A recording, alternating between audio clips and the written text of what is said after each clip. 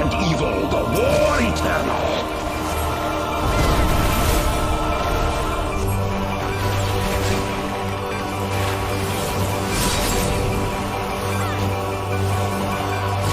My doubt is fled.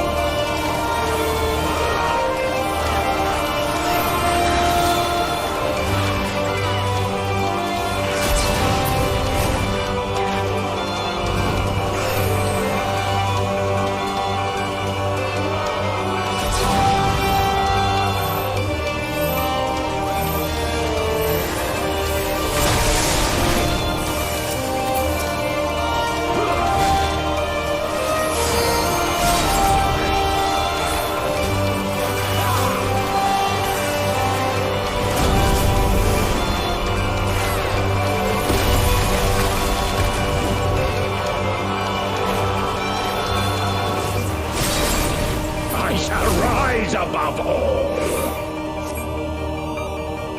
bear witness to my will.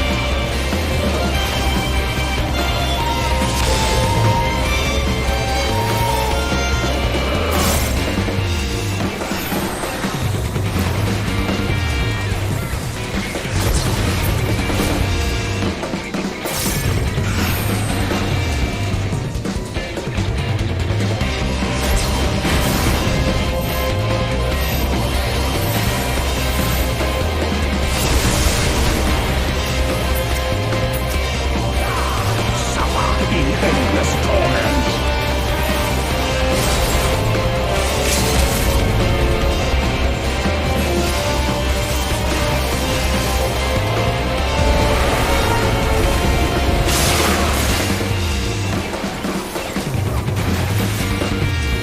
Such is my fate.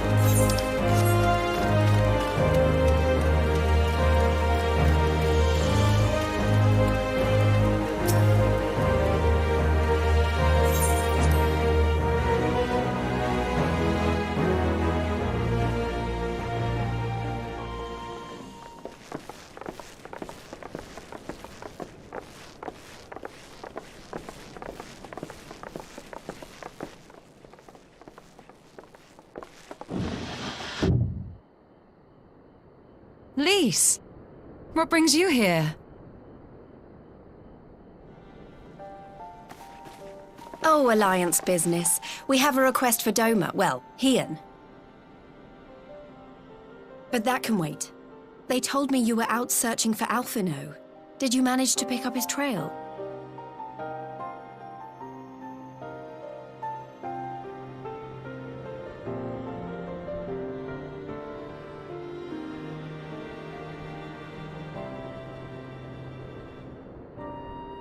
Well, if he wasn't at the crash site, he might still have escaped.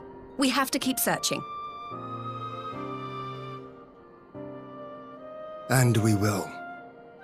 Alphino embarked on this journey as an emissary of Doma, and I hold myself responsible for his safe return.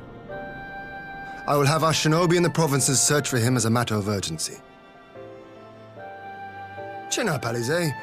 You'll get to admonish your brother for his recklessness yet.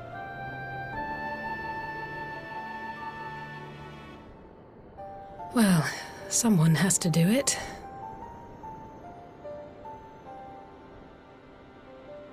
I'm sure he's going to be fine.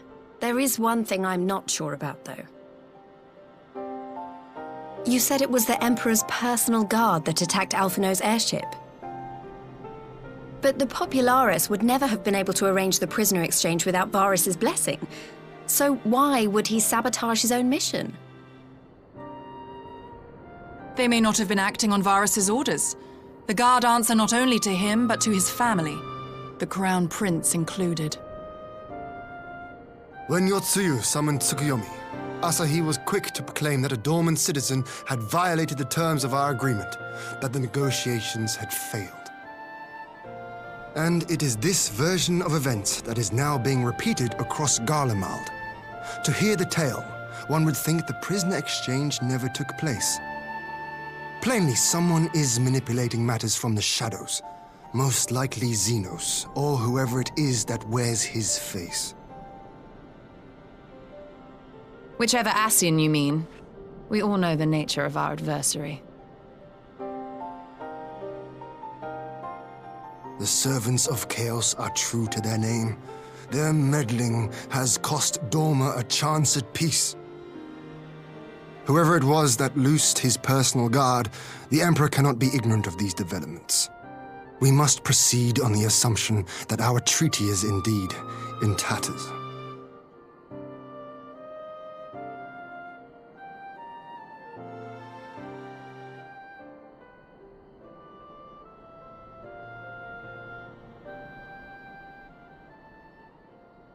But come, Lise. You have journeyed far. Let me hear your petition. Right. So the big news is that Alamigo has agreed to join the Eorzean Alliance. To make it official and discuss where we all go from here, the leaders of the 5 nations are planning to hold a meeting, and we were hoping you might come too. We've already seen what we can achieve when we work together, and the Alliance hopes to work even more closely in future. They think it's our best hope of keeping the Garleans in check, and I agree.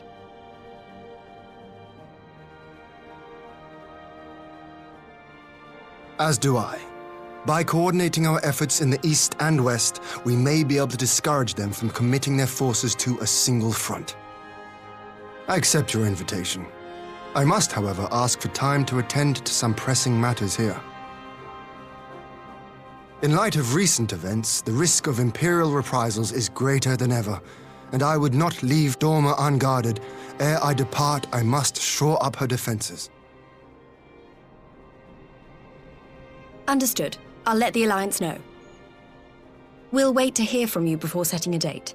The meeting's to be held at the Royal Palace in Alamigo, incidentally. Do you remember the way? Well enough. Please assure my hosts that I will not keep them waiting any longer than I have to. Consider it done. And thank you for agreeing to come. If we all put our heads together, we're sure to find the best way forward. For everyone.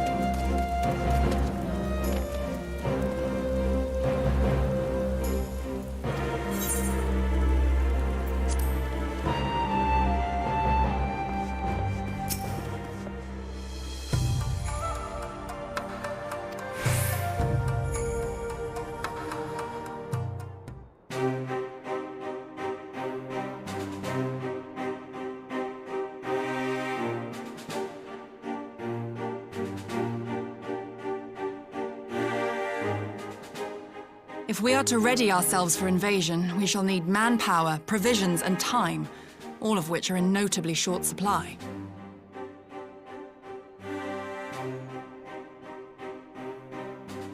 Candid as ever, Yugiri, and correct, I concede. Fortunately, I have an idea.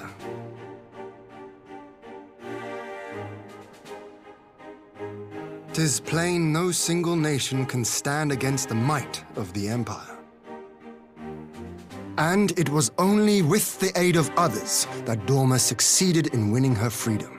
So, I mean to take a leaf out of our Eorzean friends' book and form an alliance of our own.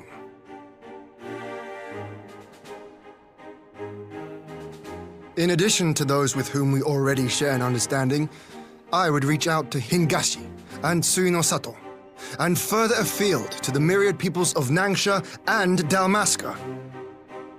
I am under no illusion. Not all will answer the call. Yet disparate though we may be, we are united in our desire for freedom. If our neighbors could be made to see what is at stake, Ascian machinations and all, cooperation need not be so far-fetched a notion. It may even seem practical. Under the guidance of our former leader, Master Louis Soir, we once strove to unite the fractious city-states of Eorzea. I dare say that experience shall be of use in your endeavor. We should be glad of your wisdom. For the record, I would have been in favor of this plan even if it hadn't been my grandfather's, but I have to ask, how will we secure the time to carry it out? Not that anyone has forgotten, but the Garleans have airships. Lots and lots of airships. Should they catch wind of our plan, they could send an armada to overwhelm us before our alliance had even begun to take shape. Not if we deny them access to the skies.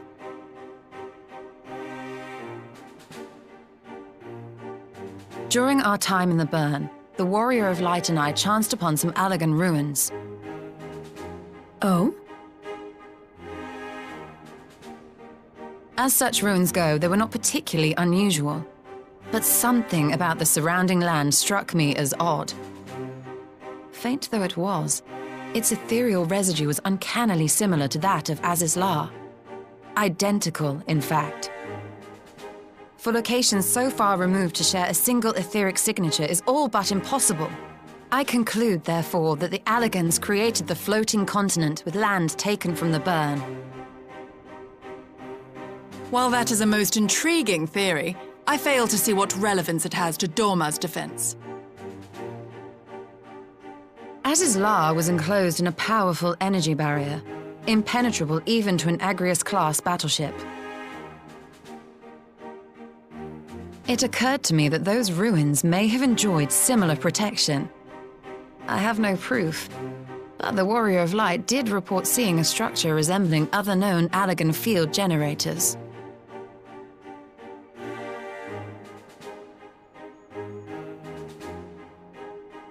All right. But even if we could put up such an energy barrier, it surely wouldn't extend beyond the limits of the Burn. So what's to stop the Garleans flying around it?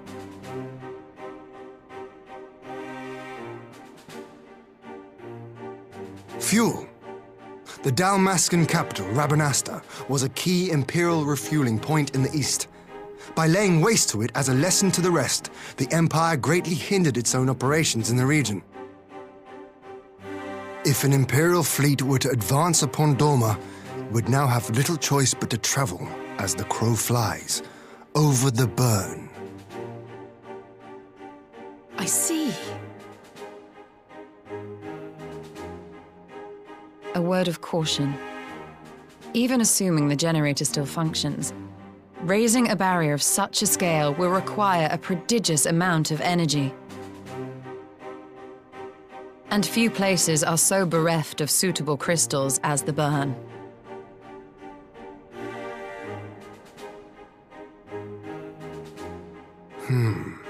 A source of energy.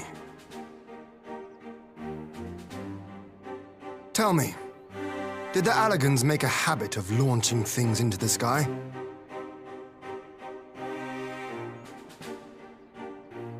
curious question. Besides Azizlar, I know of only one other notable instance. The Red Moon Dalamud, whose fall triggered the calamity. Just the 2 occasions, you say? Then I believe I may have a solution to our energy problem. You do? I may. To find out for sure, we would need to visit the Azim Steppe. Which would, I now see, present the perfect opportunity to discuss an alliance with the Zayla tribes. How very neat. What say you then? Shall we see whither this road leads?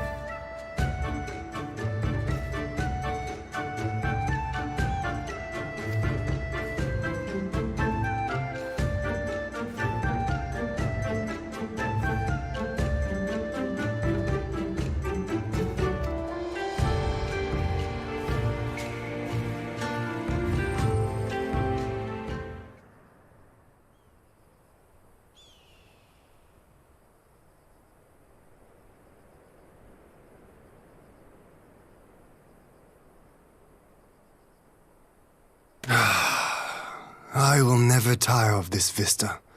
The endless fields, the boundless skies. 'Tis a sight to make a man forget his cares. But not his purpose, I trust. Might this be a fitting moment to tell us what we are doing here?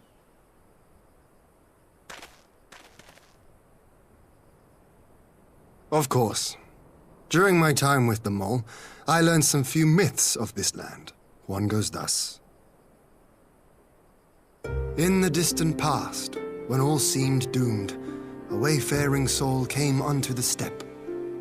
Venturing into the northern crag, he received of Nama a sliver of her essence, a shard of the shining moon, and with it clove the tainted land from the earth. The end thus averted, to these fields did the wayfaring soul return, and venturing once more into the northern crag, he buried the shard, and made unto the heavens an offering of blood.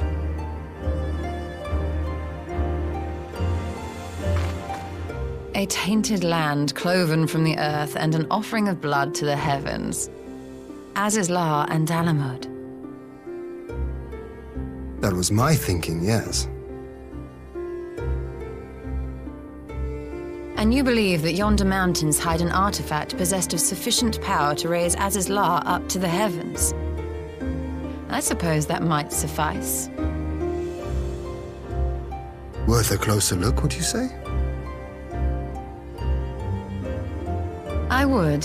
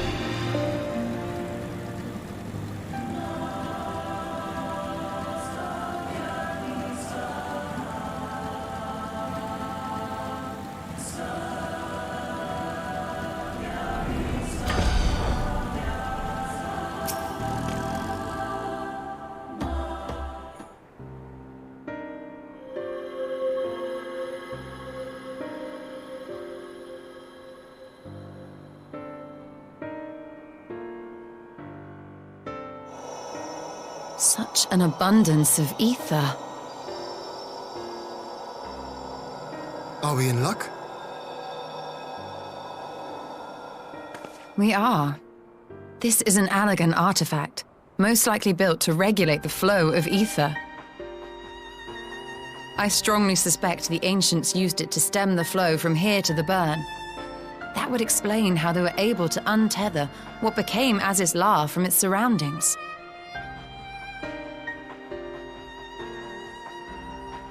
But were we to throw open the floodgates, the resultant deluge would surely be sufficient to raise our wall. And in restoring the flow, we may also restore life to the wasteland.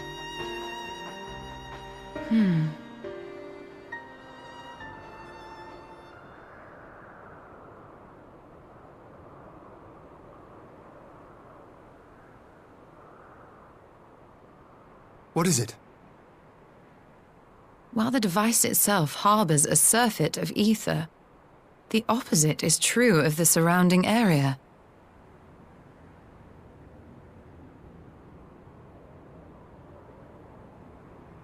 An effect of regulation, perhaps.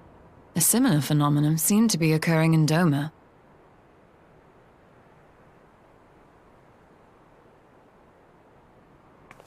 Whatever the explanation, the answer will not reveal itself here. We have seen what we needed to see. Let us return to Mol Ilo.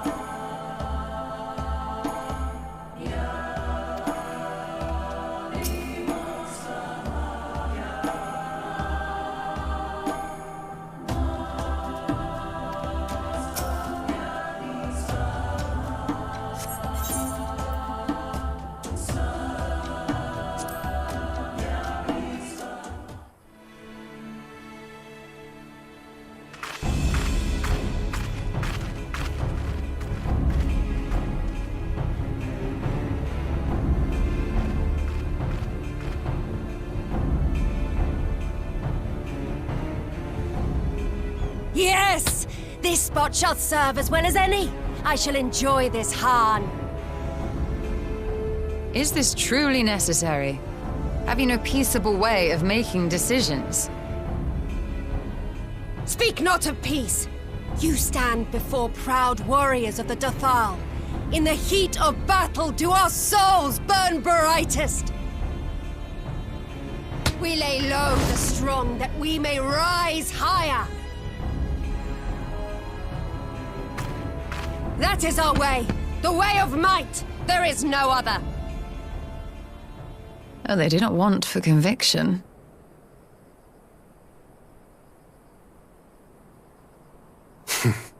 Indeed. It's what makes them such dangerous enemies, and such useful allies. Enough talk! It is time to fight!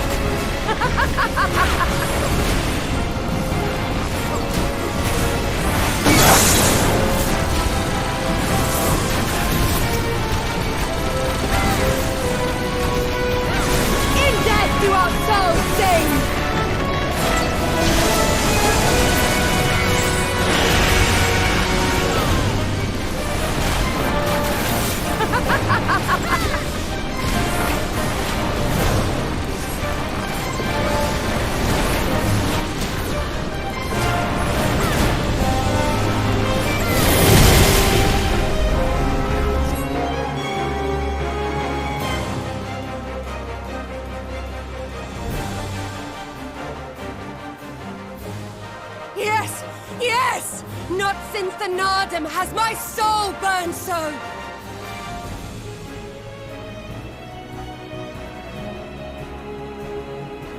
Come, we have only just begun.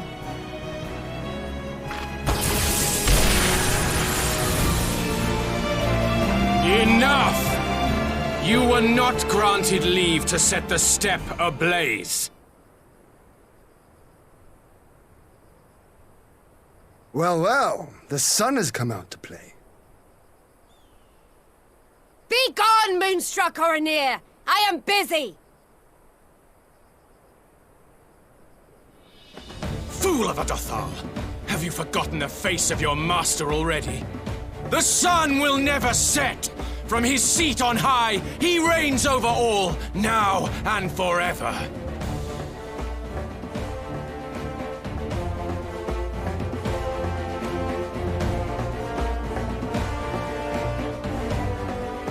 Yet what should he find here but a battle to determine the fate of the steppe?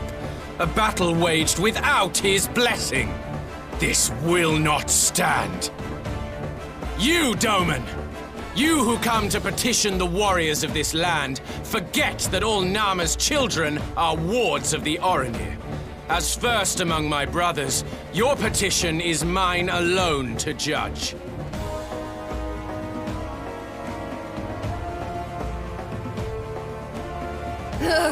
These words are as wind from a horse's backside.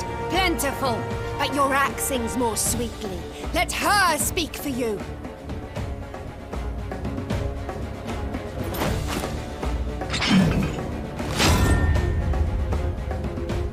Insolent child. You will learn your place!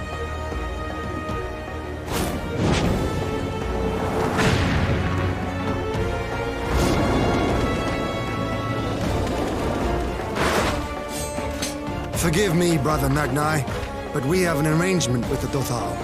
We will not abide any interruptions.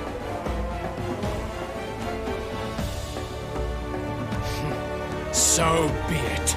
The sun will pass judgment on all. Didakul, join me.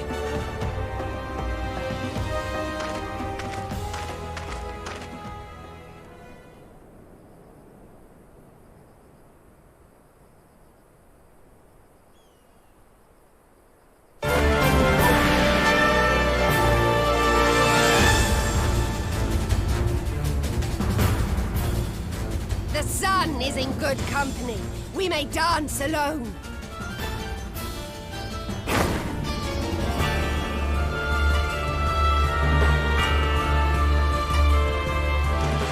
Beg not for mercy, for you will have none. Bear witness to the power and the glory of Azim!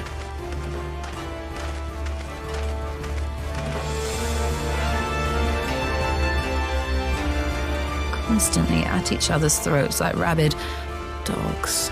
Gods, I'm turning into her. I have not the patience for this, but if we must fight, let us at least be brief. Come.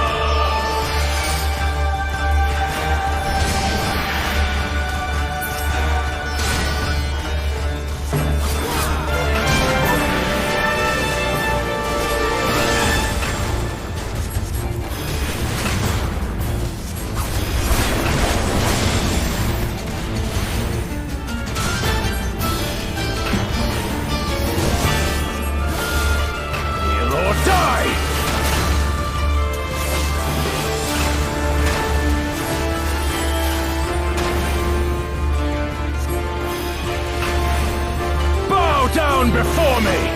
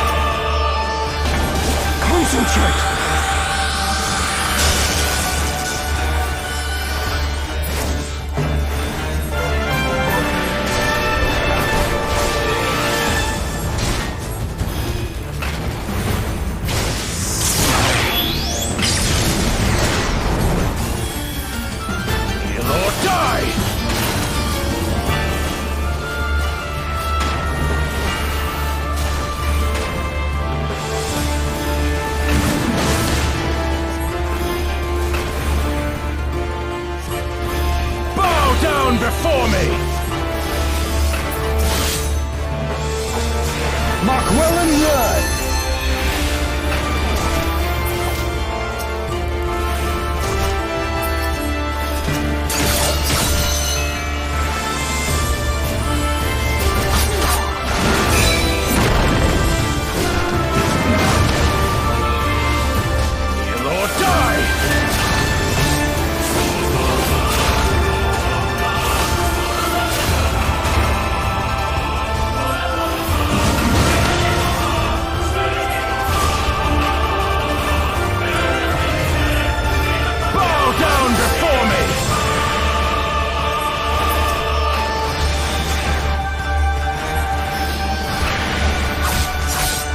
Before the sun!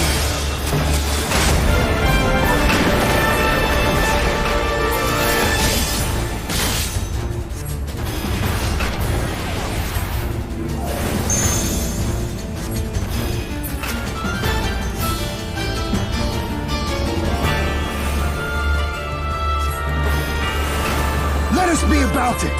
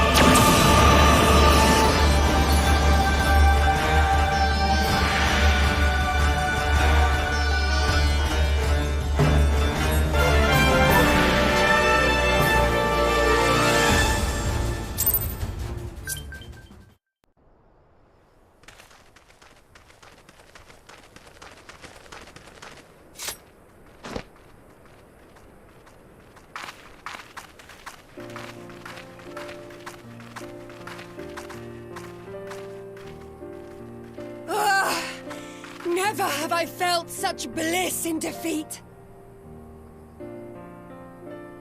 'Twas a battle to burn soul and flesh to ash. We Dothal will lend you our strength as promised. Narma's power is yours to wield.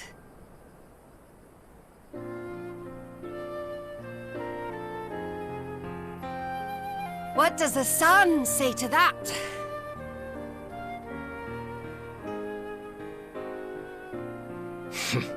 The sun is not driven by base motives such as yours.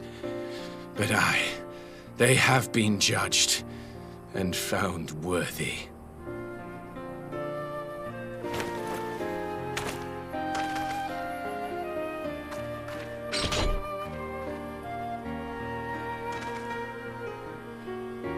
It is the way of the Oranir to accord recognition and respect to the strong. You have made sufficient proof of your strength. The sun shall answer your call. You have our thanks. We are glad to call you allies.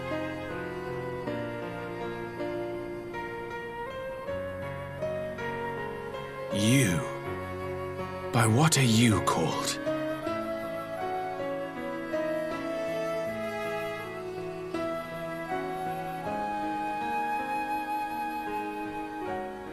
Y'shtola, why?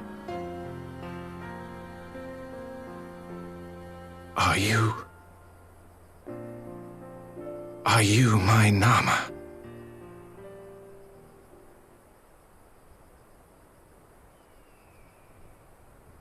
I beg your pardon? In battle, you shone with all the majesty of the full moon's light. Your healing touch, the embodiment of the Dusk Mother's love.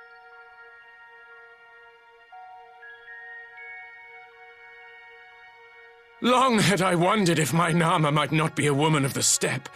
Beholding you, I am all but certain.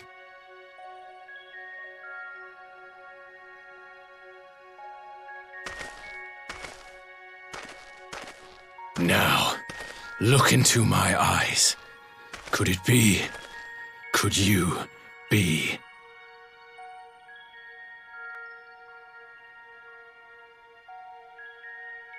I am. Not interested, little son. Try again when you've become a man. Little?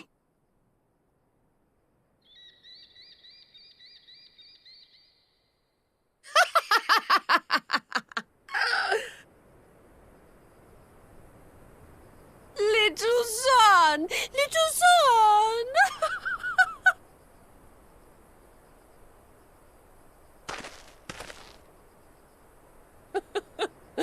Does it pain you, little son? Crave you salve to soothe the ache? Fire to sear the wound in your heart?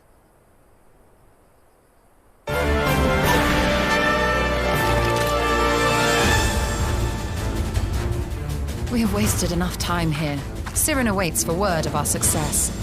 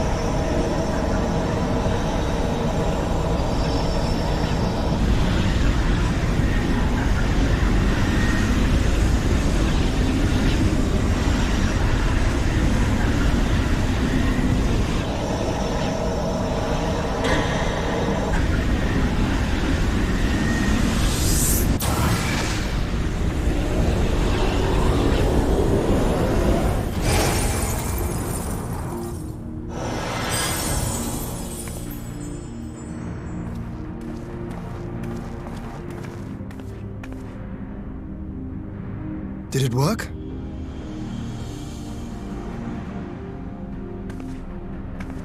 It did.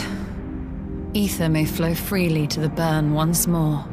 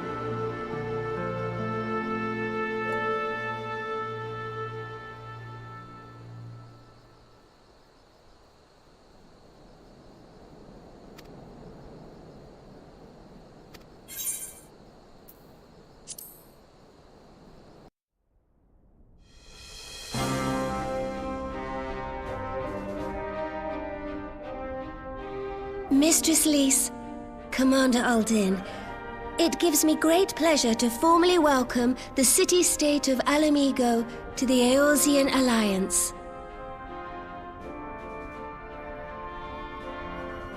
The pleasure is ours, Your Grace. I know I speak for all Alamegans when I say that we are glad of this chance to stand with our comrades of the Alliance. And we, for our part, are glad indeed to be able to welcome friends both old and new.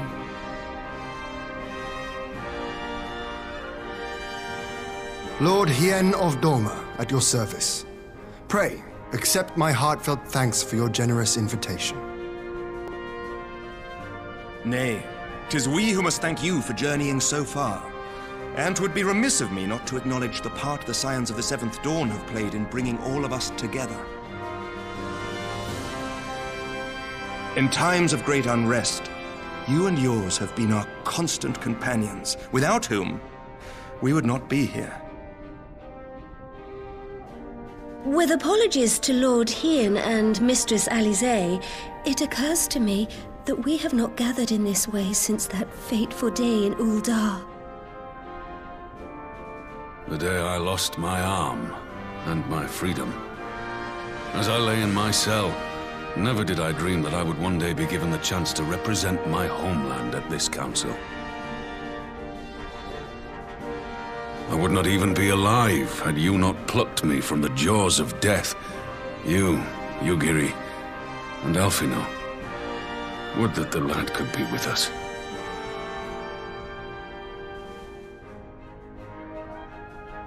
I too owe my presence here to Alphino, in so many ways.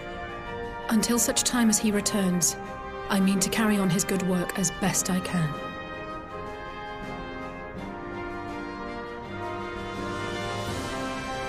Come, friends, let us leave the past in the past and turn our eyes to the future.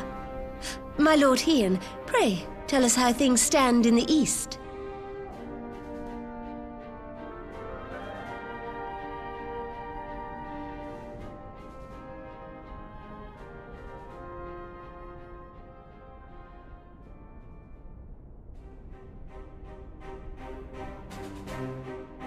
Having heard the rumors of dissent in Garlemald, I dared to dream of a peaceable solution. The Empire will not so easily change its ways. If the Garleans have a mind to take back Doma and Alamigo, we'll be hard-pressed to stop them, even with the might of 6 nations. But while we lack the strength to fight the tide, a course may yet present itself, if we read the winds aright. The winds suggest but one course to me. One which leads from the sea unto the river and thence to the source of all our woes. The Ascians. Indeed. All here have felt their blighted touch. It was the bringers of chaos who nurtured the Archbishop's tyrannical ambitions. They who bestowed upon him the secrets of summoning, as they have so many others before and since. And while they remain, we shall know no peace. Our objective is clear. The question is how to achieve it. That our enemy parades about in Xenos' skin poses problems in itself, but ere we get to them, how are we to infiltrate the Empire and get close enough to strike?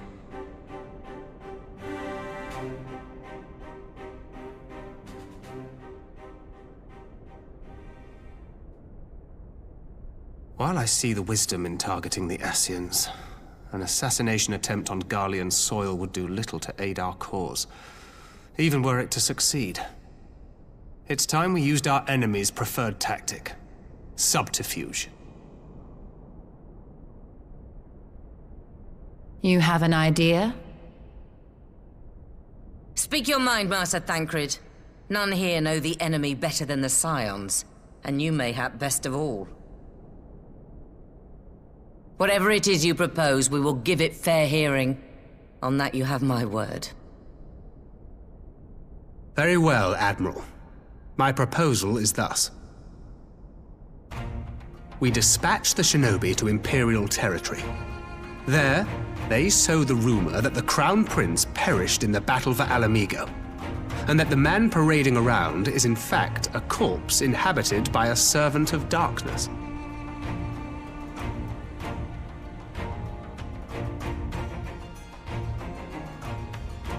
Well, it does have the ring of truth about it. And were the Garleans to learn that their future ruler is a puppet, the Empire would be shaken to the core. But at the risk of sounding stupid, would they actually believe such an unlikely story? I didn't. Ordinarily not. But prior to his miraculous recovery, rumors of Xenos' death had already begun to circulate around the Empire. Ultimately, however, what the masses believe is not our chief concern. Our true objective is to create an opening for rival factions within Garlemald to exploit. Just as a war of succession erupted in the wake of Emperor Solus's death. A war which raged until but recently, plunging the Imperial House into disarray as nephew and uncle grappled for the throne. It is no coincidence that one of Varus's first acts as Emperor was to name Xenos heir apparent, family feuds being so tiresome when armies are involved. Not all welcomed his choice of successor, however. There is no shortage of individuals who aspire to the throne, who would jump at any chance to seize power. The news that Xenos is not only dead, but a puppet to diabolical forces, would be too enticing to ignore. The Empire would not be quick to recover from a second war of succession. I am no stranger to infiltrating Imperial territory. With a team of operatives gathered from among the Alliance's finest, the plan should have a reasonable chance of success. Doma already has shinobi in place throughout the provinces. We stand ready to act, and act we must. What say you all?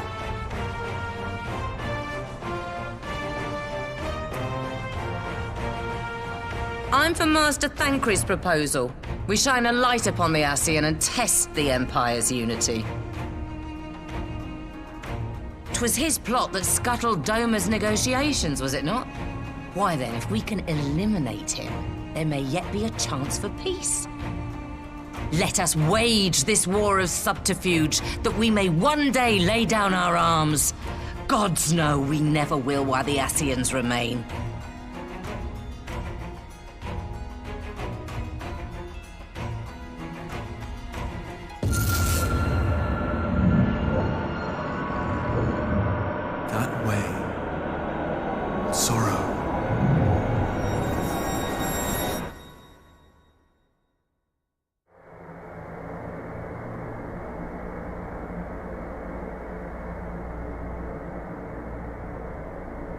History must be changed.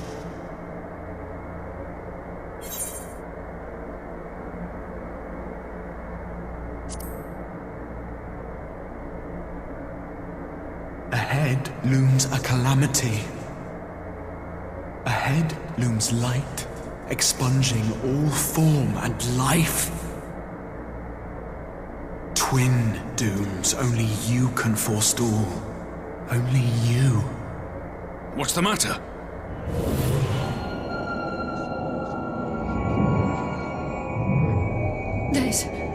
There's a voice. Spies in our midst? Nay, I sense no such presence. Let expanse contract. Eon become instant. Throw wide the gates that we may pass.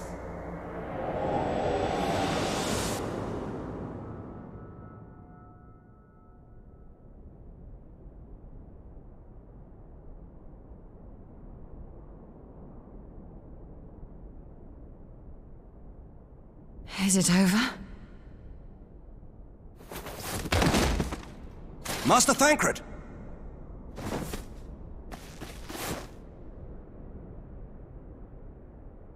12 for Fend. into a private chamber. Have every healer make ready. Swiftly!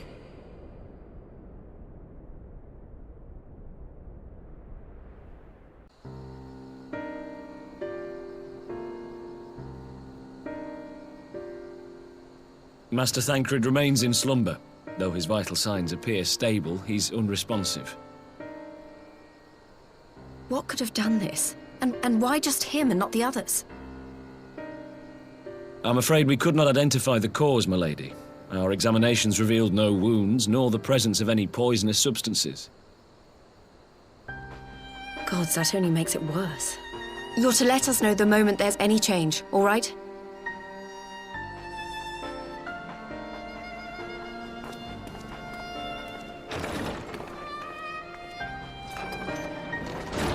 Thank you for coming. Knowing Thancred, he would apologize for being otherwise engaged at so crucial a juncture. In gifting us a course of action, Thancred sowed the seed of all that is to follow. We have but to nurture it as best we can. To him, I would say, rest easy, that he may wake to enjoy the fruits of our labors. Now, the matter of the mysterious voice must not be forgotten. Will you tell me exactly what happened? Alize and I heard a voice in the moments before Thancred collapsed. It was accompanied by a severe headache, as if something were clutching at our minds. Did you experience the same thing?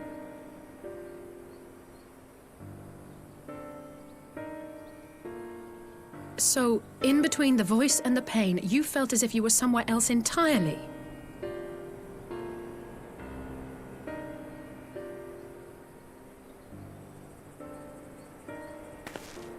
Your testimony confirms my suspicion. That which you experienced was, I believe, your soul being plucked from your flesh. Called. Called?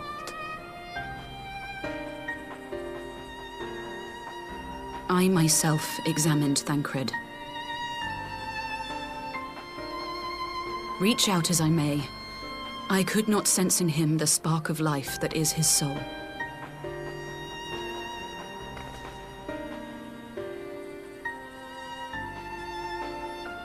That Thancred alone was stricken so is likely due to his heightened sensitivity to the effects of ether, a consequence of his prior possession by the Ascian La Habrea. The owner of the voice, whoever it may be, reached out to you, called your souls, and in so doing, caused you and yours such pain. But if that's true, where exactly are we being called to? I know not. Yet one thing is plain. Whoever waits for you on the other side is possessed of a power unlike any I have ever known.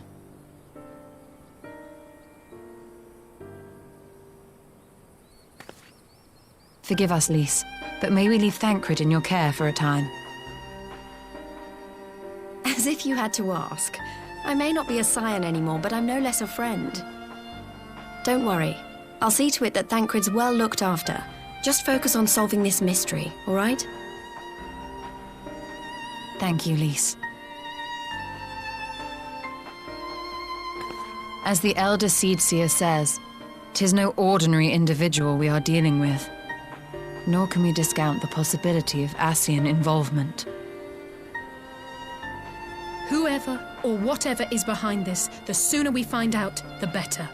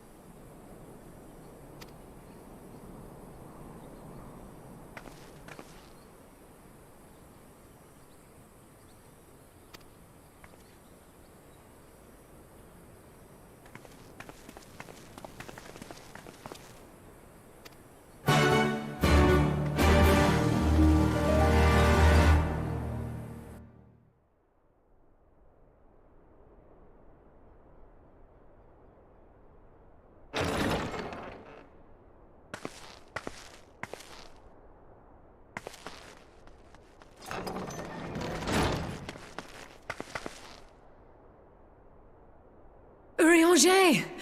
Gods, it's good to see you. Would that our meeting were under happier circumstances. I judged the voice sufficient cause for concern even before you sent word of its effect on our comrade.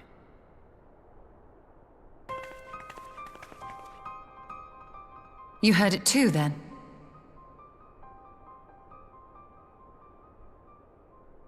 Aye. And all but certainly at the selfsame instant. Alas, pained as I was, I could make little sense of what few words did then reach mine ears.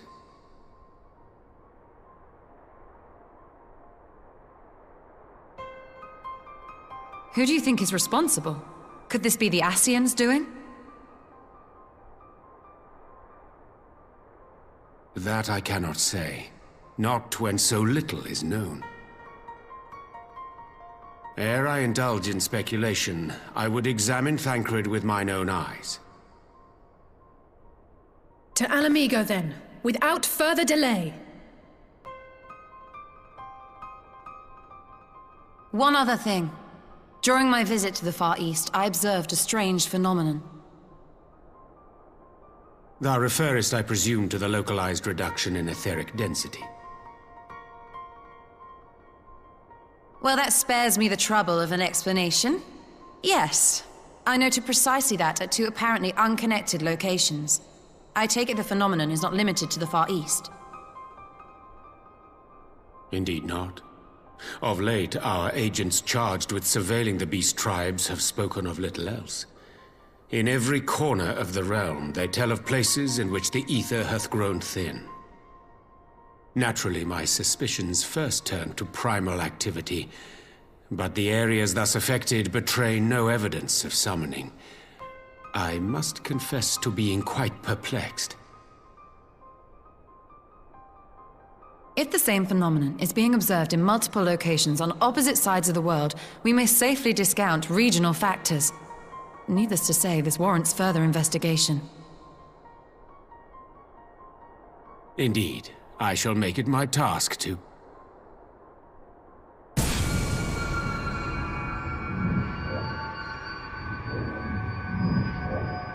The voice.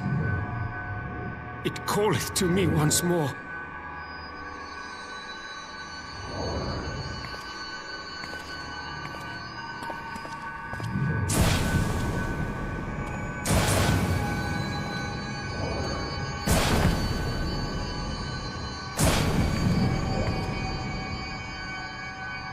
I hear it too.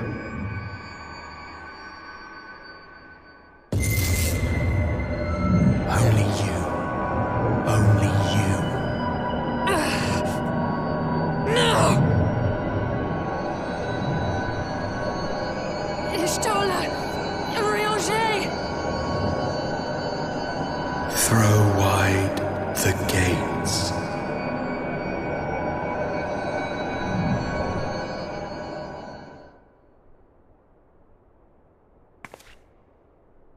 No! No, this can't be happening!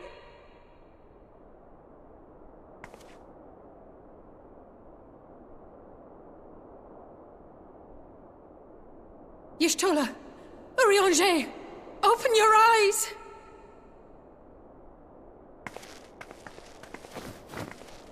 Open your eyes, I beg you! Say something! Anything! Not again. Please, not again.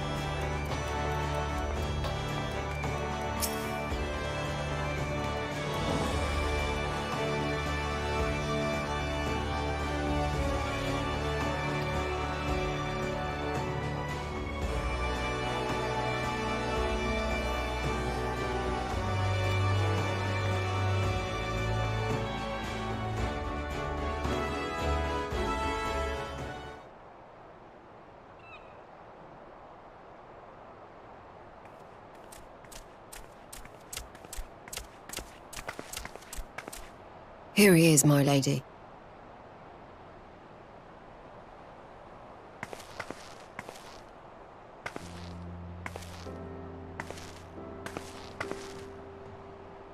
Gaboo, it's been too long.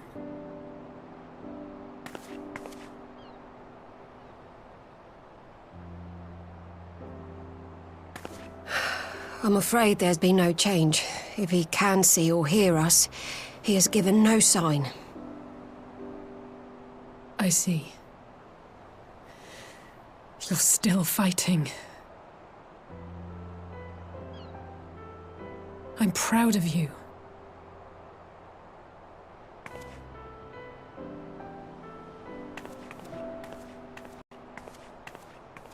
We promised that we would come and visit you together, didn't we? Alphino and I. I'm sorry that we haven't managed that yet.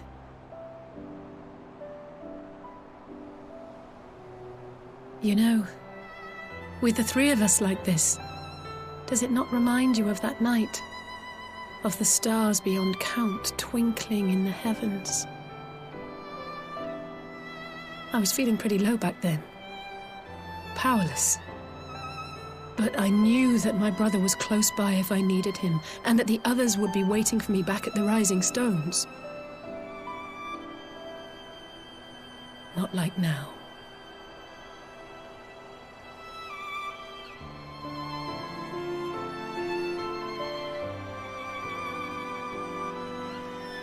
I've seen my share of trouble since coming to Eorzea.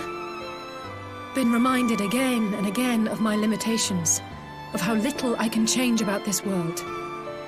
And I've come to know the sorrow of parting all too well.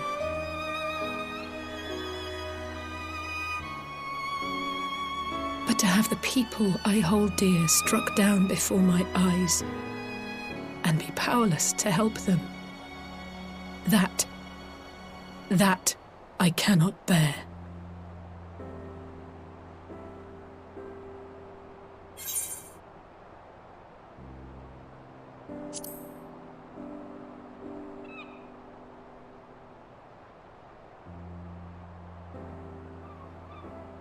And for that, I am grateful.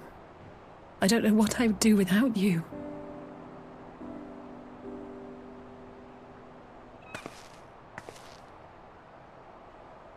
Well, that's more than enough brooding for one day. Come on, we have friends to save.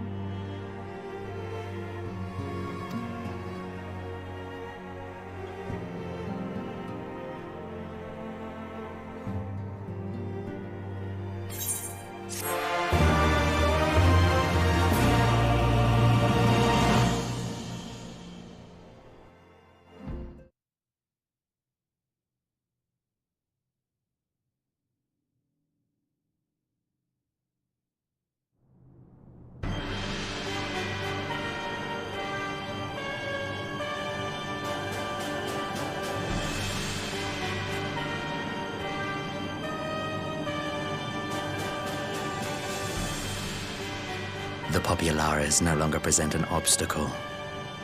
Now is the time to bring the Empire's might to bear. A word from your Radiance is all it takes. But one word, and the Imperial army will fall upon Alamigo as a pack of bloodthirsty wolves and tear that feeble nation apart.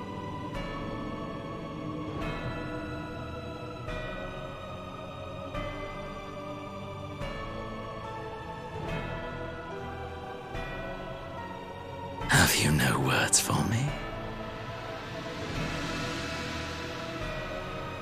Despite the lengths I go to, an emissary playing the part of a fool. When first I took this face, I swore to use all of my knowledge, all of my power, to further the cause of the Empire. My deeds stand testament to my commitment. And with this adamant flesh at my disposal, I could destroy the Icon Slayer as easily as one might swat a fly. Why do you hesitate?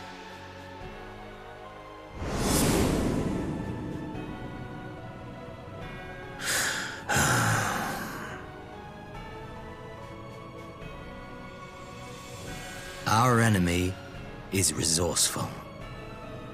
Though victory is certain now, it will not remain so indefinitely. Deliberate if you must, but be quick about it. We'll speak again when you have unburdened yourself of doubt. Until then, I take my leave, Father.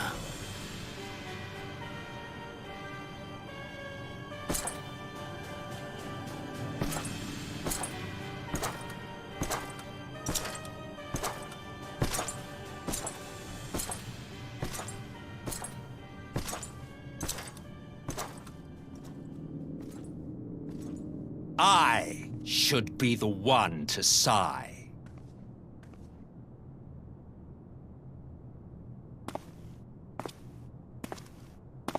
I played my part to perfection. I had earned my rest, and then, thanks to La Habrea's crowning act of idiocy, our favorite emissary sees fit to summon me back. Elidibus was ever a warrior.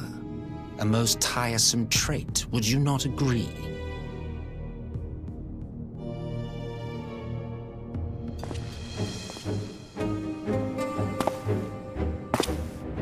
What? Have you no words for me either? No matter. I've long grown weary of this mummery. Now, my dearest grandson, let me remind you of your place in the simplest of terms.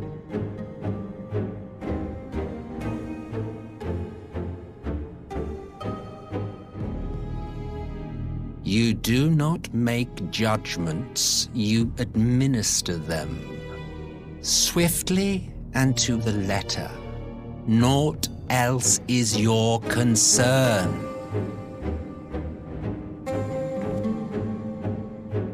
Elidibus may be an insufferable bore, but he is no fool. His choices as emissary seldom err.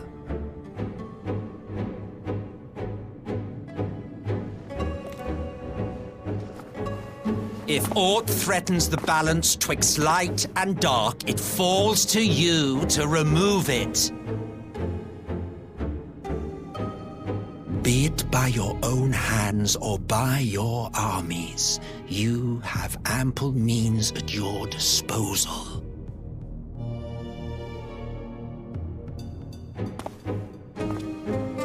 That is why this empire exists, why I built it. Oh dear, have I touched a nerve? You always were an easy one to read. I pity you, I do. As they say, ignorance is bliss. And I know how much happier you would be not knowing the things you know. The Founding Father was an Ascian, and he created the Empire solely for the purpose of sowing the seeds of chaos.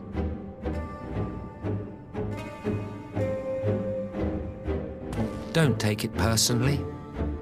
I merely do my duty. To bring about a calamity requires no small amount of power, and there is no surer way to obtain such power than by collecting powerful pawns.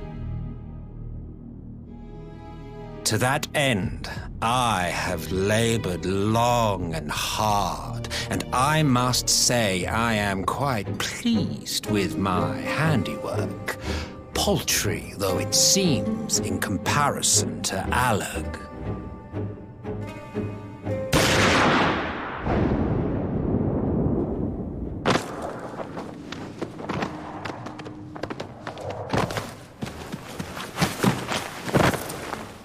You fiends are overfond of your own voices.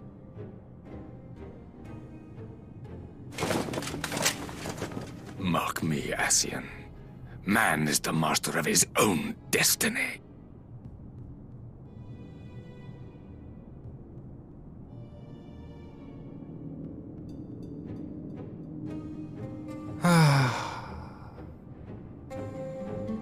Such a waste of time and energy, both yours and mine.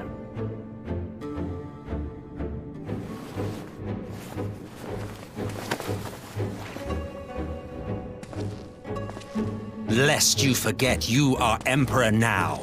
If you wish to spout drivel about man's destiny, save it for the masses. It will serve to give them a sense of purpose, and you pliant pieces for the game.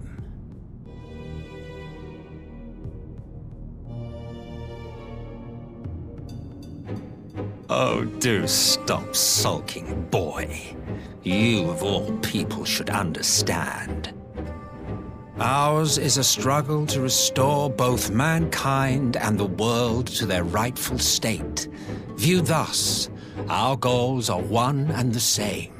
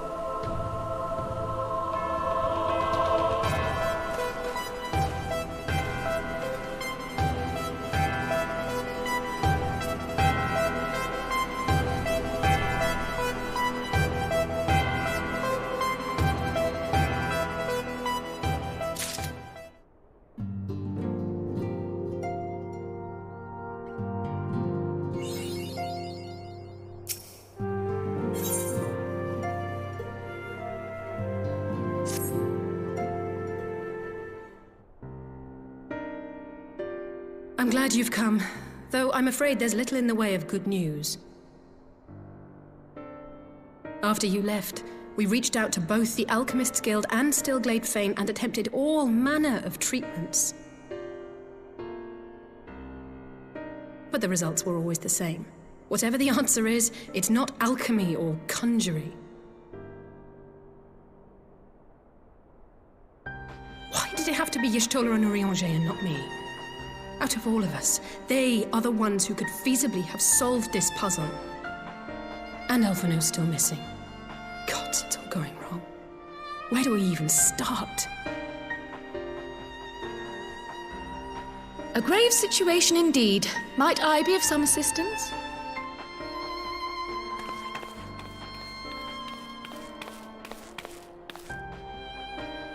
Cryle! I did not think you well enough to travel. When word reached me of the plight of our friends, I could not well stay away. As a fellow scion, not to mention your erstwhile mentor, this is one of those times you should feel free to call on me, regardless of my personal circumstances. Yes, I should have thought of that. Thank you for coming, Cryle. We would welcome your insight. And I should be happy to provide it. Now, what's this I hear about Alphino heading into Imperial territory? That boy always did have some funny ideas. Do you remember the speech he gave when he was accepted to the Studium?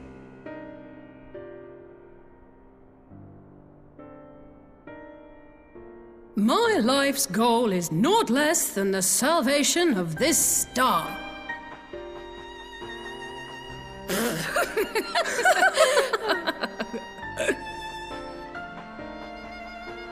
That particular grand pronouncement has been a source of great embarrassment to him, as you know. But the fact of the matter is, he meant every word and has lived his life accordingly.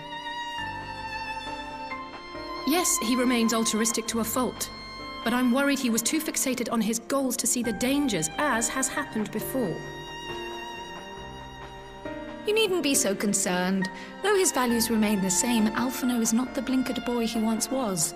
Slowly but surely his eyes have been opened, thanks to a certain someone. A certain someone whom he'd be mortified to learn had heard about his little speech. Mum's the word, eh?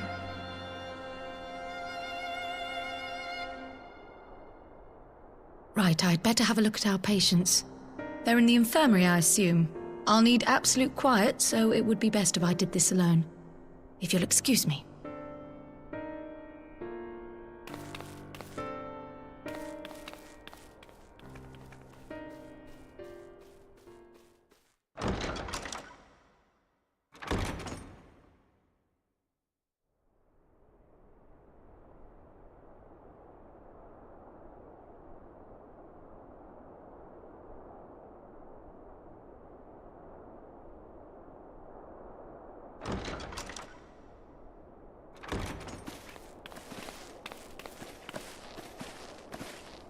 All three are in fine physical health.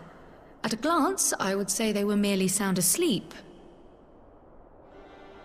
Except for the fact that I couldn't sense the slightest trace of them in their bodies. It's as if their souls have taken leave of their physical forms. Ah, yes. The Elder Seedseer made a similar observation. I've read the report. When you heard this mysterious voice, you described feeling as if you were somewhere else, yes? If we assume the ether which comprises your essence is being drawn to some other place, then it may be possible to follow the trail it leaves behind, just as we did in our search for Thancred. I wasn't around for that, but I can't imagine it was easy. Oh, it wasn't. But that's no reason not to try. I will have need of Master Matoya's crystal eye if I'm even to make the attempt.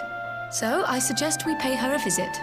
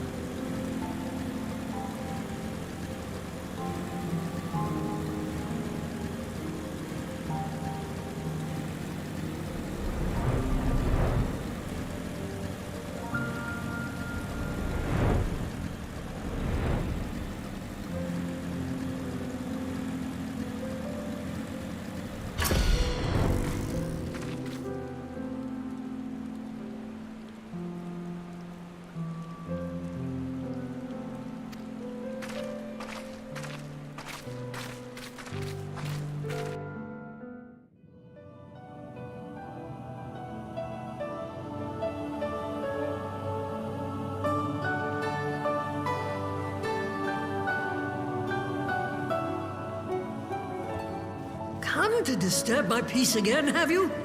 I hide myself away in a cave, and still you people insist on pestering me with your problems.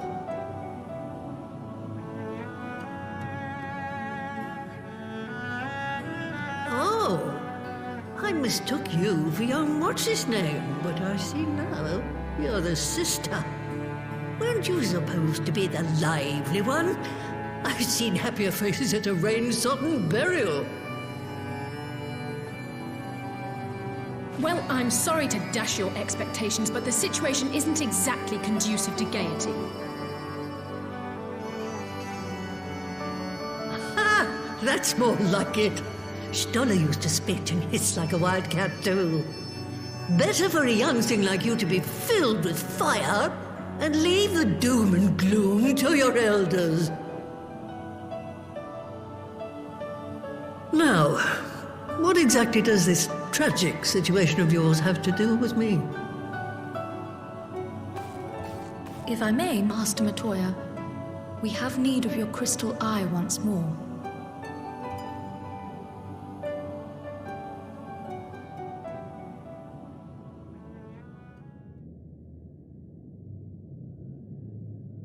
And Stoller is one of the afflicted, is she?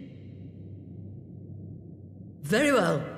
She may be an ungrateful stray, but she's my ungrateful stray, and I'll not see her buried before I am.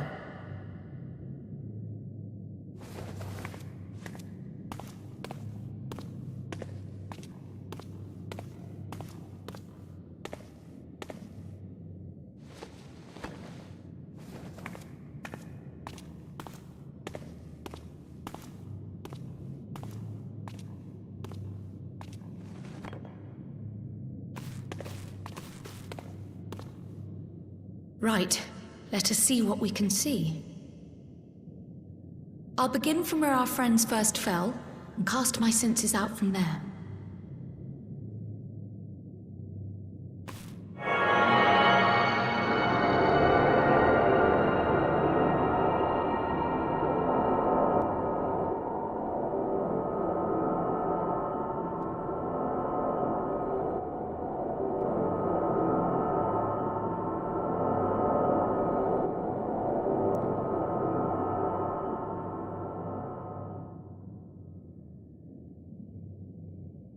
What is it?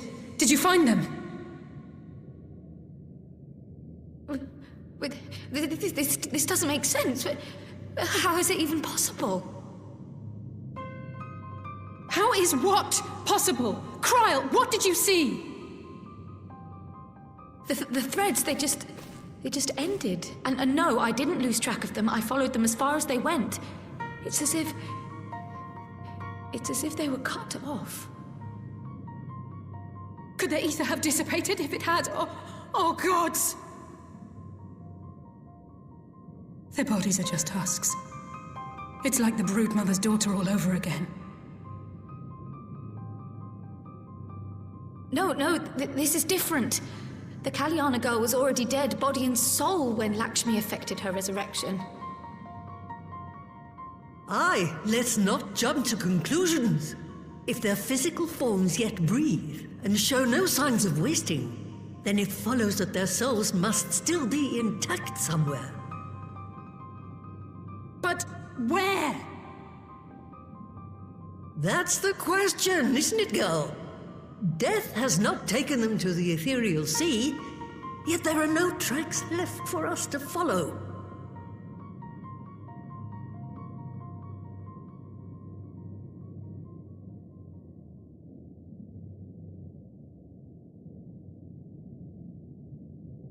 We're no closer to an answer than when we started.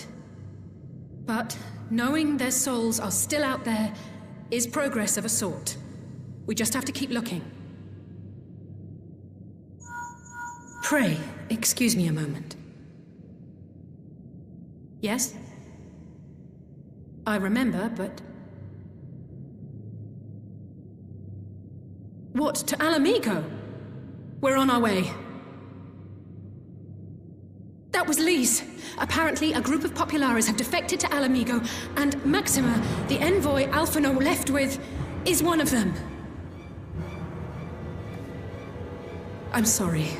I realize we've barely begun here, but...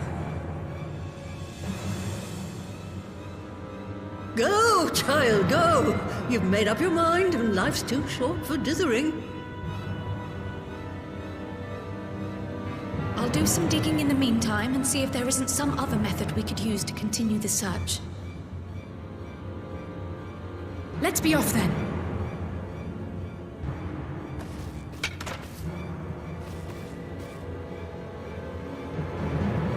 Oh, not again. The enchantment barely seems to take these days. I chalk it up to old age, but I rather doubt it's that simple.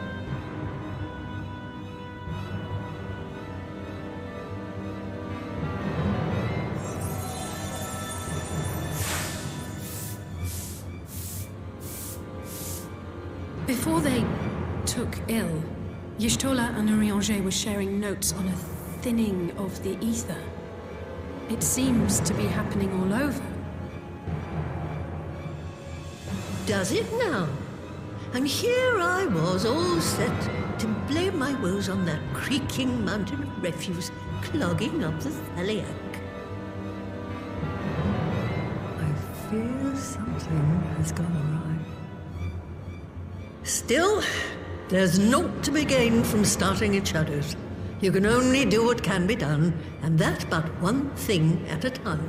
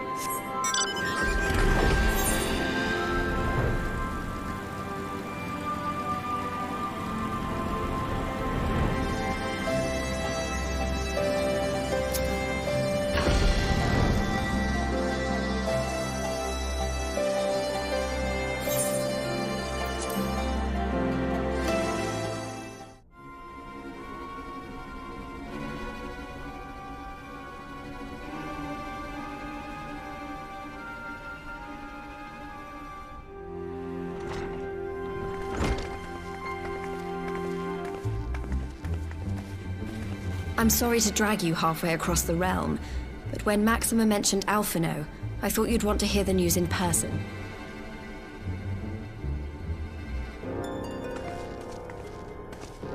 Ah, we meet again. Though I was hoping our reunion would be under more auspicious circumstances. What happened to my brother? Where is Alphino?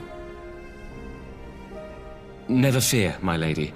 Your brother was in fine health when I took my leave of him, and I have no reason to assume that has changed. You assume? If you will allow me, I shall endeavor to explain events. Our troubles began not long after we departed Doma. While crossing the burn, we were fired upon by the Emperor's personal guard and forced to make an emergency landing. As we stumbled from the wreckage, our attackers fell upon us again, and we would have perished there and then were it not for the intercession of a third party, a band of mercenaries whose leader claimed to pursue a vendetta against the Ascians. This shadow hunter, as he styled himself, then escorted us out of the wastes to relative safety. Upon arriving back in civilization, I gathered my Populares colleagues and prepared to flee the Empire. Master Alphino, however, declined the invitation to join us, preferring to continue his investigation into the Ascian threat.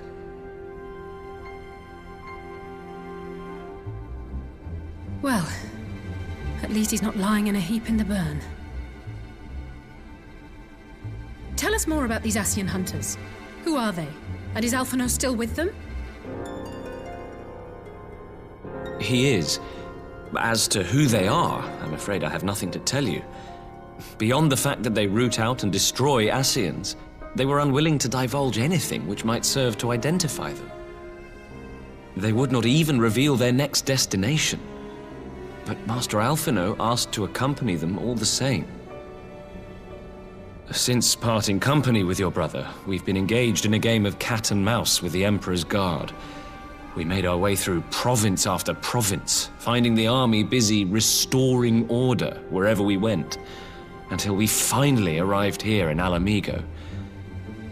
I cannot thank Commander Aldin enough for giving us such an unexpectedly warm welcome. I'm not inclined to turn away refugees, no matter which land they call home. And if they can tell me how things lie in Garlemald, all the better. On that subject, there is much I would tell you. During the course of our journey, we heard tales that an entire rebel army had been slaughtered in the space of a single night. It would seem my former comrades grew tired of putting down uprisings in the conventional manner, and chose instead to bring a formidable new weapon to bear. Details were sparse, but the rumor alone was enough to dampen the flames of rebellion. I have also heard reports that several companies have withdrawn from their designated provinces and begun marching westward. It is my assessment that the Empire's forces are mobilizing for a large-scale military engagement. Westward? You mean they're getting ready to invade Alamigo? We knew this was coming, but not that it would be so soon. We've barely even begun to shore up our defenses. They won't stop an invading army. No, they won't. Dispatch messengers to the Alliance leadership requesting reinforcements, and send word to our officers in the field to hasten completion of those border fortifications. Prepare to meet the Imperials head on!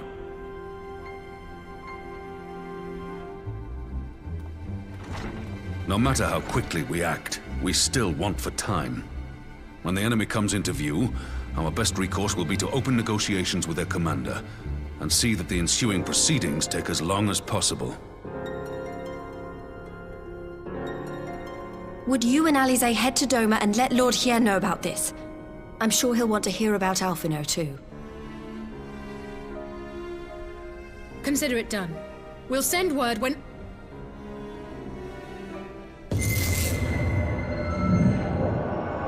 Untold sorrow must be changed. Ahead looms a calamity. Eon become instant. Throw wide the gates.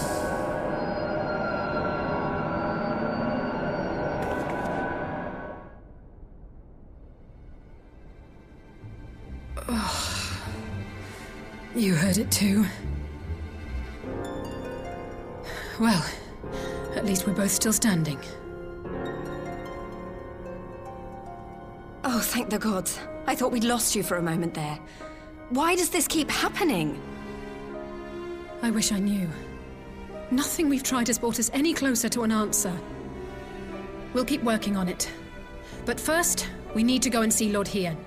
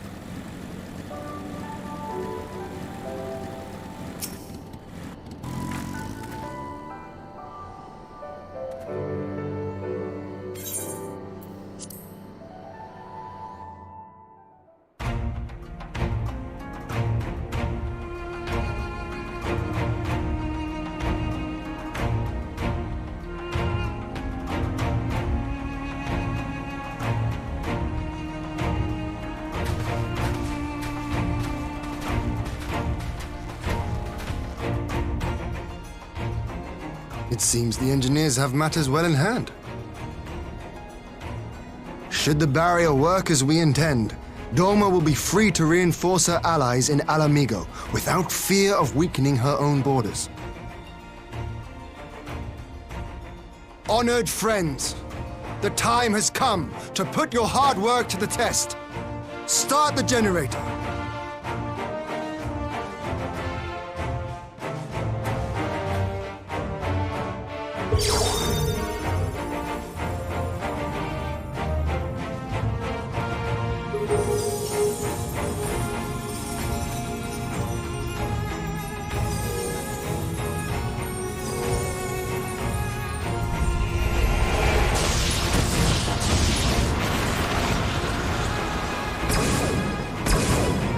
Node 1 is operational.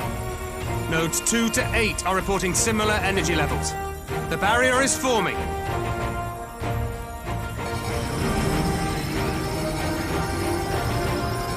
$1,000 yards. 2,000. 3,000. Expansion remains smooth. No fluctuations detected.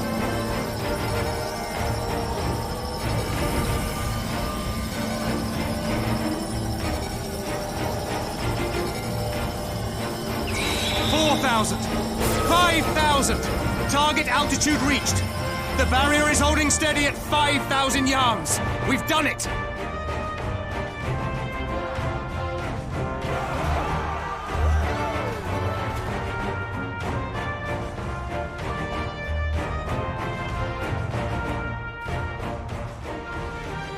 Is that an Imperial airship?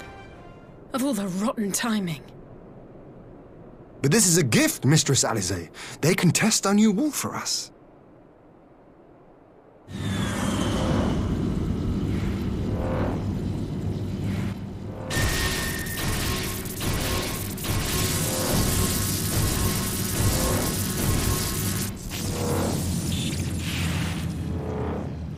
Seems solid enough, though I was hoping for a fireball.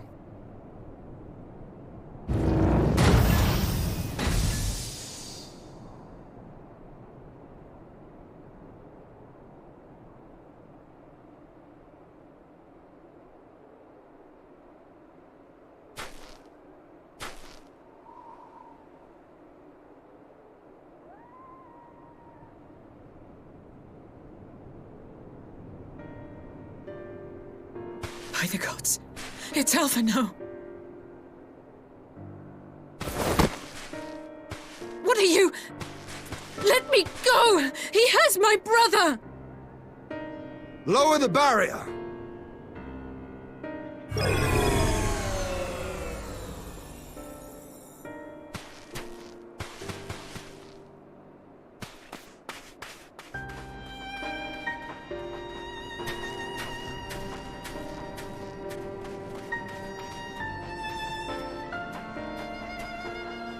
Be at ease, girl. The lad is not dead, merely locked in slumber. No, not him too.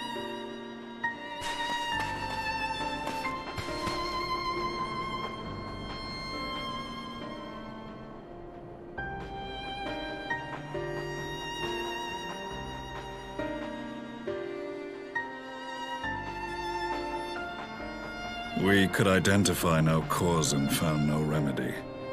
Thus I sought to return him to Doma, and into the arms of Lord Hien himself, it would seem. It is a day for fated reunions. Would you not agree, adventurer? Or should I address you as the Warrior of Light?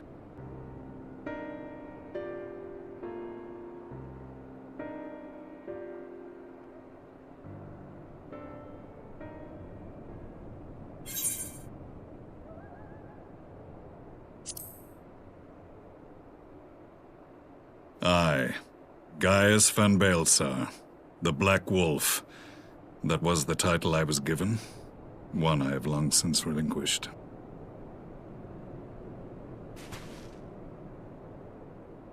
Stand down. The legatus of the 14th Imperial Legion died in Castrum Meridianum.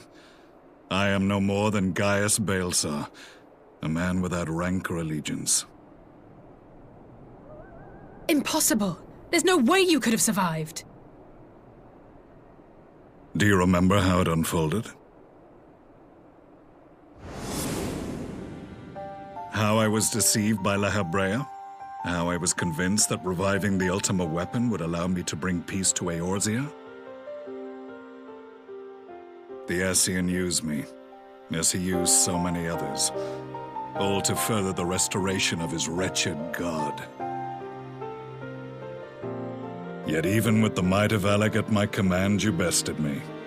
And as the Praetorium went up in flames, I was content to burn along with it.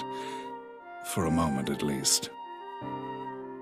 A moment of folly. To surrender my life thus would have been to betray all who died for my cause.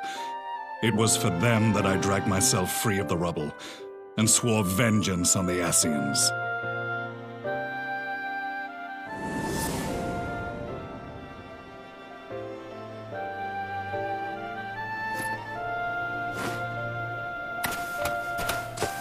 The Black Wolf has shed his pelt, never to return to Garlemald or her legions.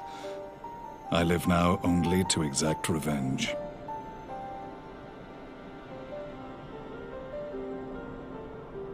My principal quarry was to be La Habrea, whom I gather you have since ushered unto oblivion. But so many more remain. Long as their kind lurked in the shadows, laboring to sow chaos throughout our world, I would see each and every one dragged into the light and put to the sword. Are the Scions not of like mind? In this single respect, perhaps. Then I shall continue the partnership the boy began, and share what intelligence I have acquired. Among the Ascians, the Black-Masked Ilk are subordinate to those who wear red. This you already know. Yet among the Red there exists a hierarchy. Those set adrift with the shards clearly stand below those still joined to the source. Nabriales, who once dared to intrude upon the Rising Stones, belonged to the former group. And while he was indeed a dangerous foe, his powers were inconsequential next to the paragons of the Source. The first was La Habrea, who plagues us no more. There is also the white-robed Elidibus, and the elusive Emmet Selk, about whom little is known. We have files on La Habrea and Elidibus. But I believe this Emmet Selk is new to us? As I assume my brother told you, we have evidence to suggest that an Ascian now walks in the body of the Crown Prince. Have you identified this interloper? Elidibus seems the most likely culprit. As emissary, it is his role to maintain the equilibrium between darkness and light. Your many deeds in Hydaelyn's name have upset the balance, and I believe he seeks to restore it by throwing his considerable power behind the Empire. As a leader of the Ascians, he is one of our primary targets. It was on the trail of this very prey that the boy and I came across the scene of a failed uprising. In the absence of a single Garlean casualty, we inspected the bodies of the rebels, and the lack of any external injury drew my immediate attention. They had been slain by Black Rose, an alchemical invention of the Imperial Army. When I yet served as legatus, I ordered its production halted, and all stockpiles destroyed. Toxic gas is not a tool of conquest, but of extermination. Toxic gas? This must be the new weapon Maxima warned us about. Something deadly enough to sweep away all resistance in a matter of hours. Gods. You don't think they're planning to use this in Alamigo, do you? Put your fears to rest. We infiltrated the production facility and destroyed all existing stores of the chemical along with the plant itself. Even should they rebuild the operation, they will not soon manufacture another batch. Regardless, I would draw your attention to a directive we discovered in the plant's records. The document was marked with a recent date and authorized with the signature of one Zeno Galvas.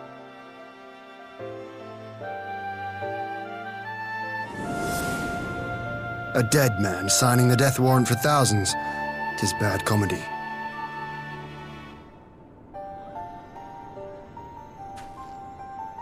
But the tale does not end there. Within that same facility was a chamber filled with devices of elegant design. Cloning technology, we realized. And what should we find in each and every incubator? But a young Emperor Solus.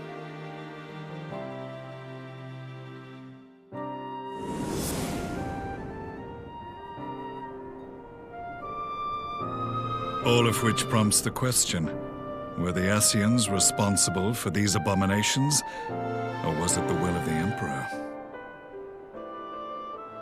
I must know which hand guides the Empire. Though I have given up my rank, I am yet a son of Garlemald, and I will fight for the future of my homeland.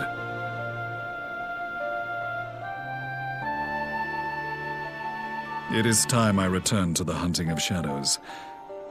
We should focus on our common foe. To reopen old quarrels now would serve no purpose. You saved my brother's life, so I'm willing to let sleeping dogs lie. But in truth, it's not my decision to make.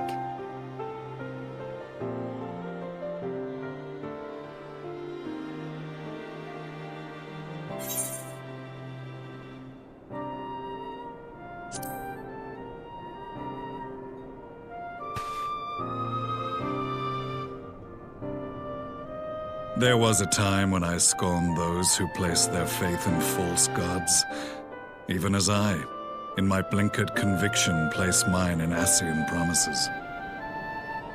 Unlike yours, my strength of will and my restraint was found wanting. We shall meet again, warrior of light.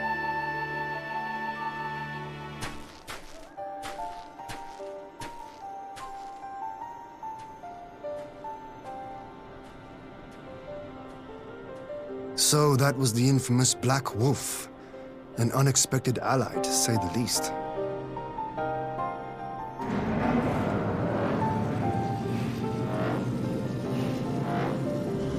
Well, I am content to leave the fine-tuning of the barrier to cleverer minds. Let us bid our friends from the Ironworks farewell, and see what can be done for Alphino back in Dorma.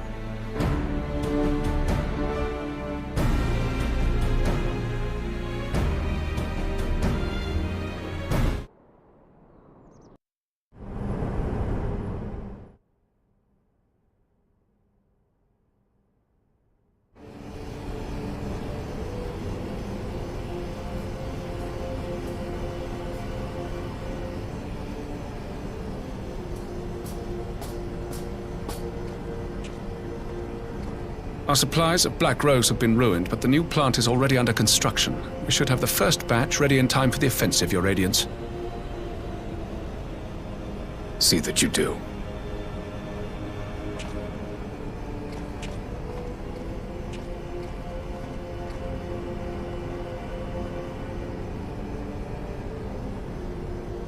Ah, yes, the infamous Black Rose. If I recall correctly, Gaius did not much care for the invention.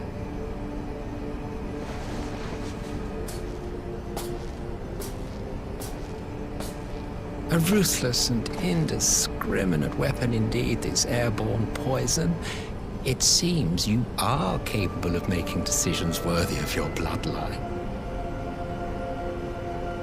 With no gift for sorcery, we Garleans must look to Magitech to even the odds.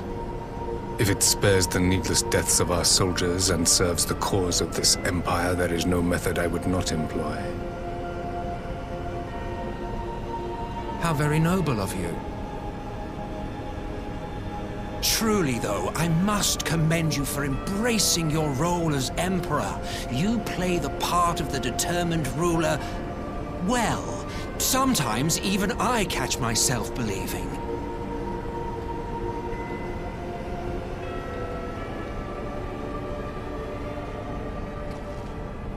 The silent agent of death. Now that I think on it, Black Rose may well possess the perfect aspect. Slowly but surely, the deluge of light has worked upon the ether here in the source, and the gas should be most susceptible to its influence. Well, I shall leave you to your own devices. Go forth and bloody the land with your grand and glorious war.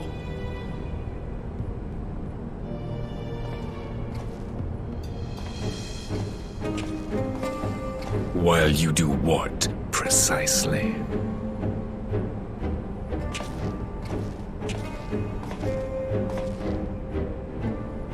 Need you ask? I will be doing what all Ascians do. I am well aware that your kind exists only to usher in the next calamity. But you seem oblivious to the harm your singular agenda causes to the Empire.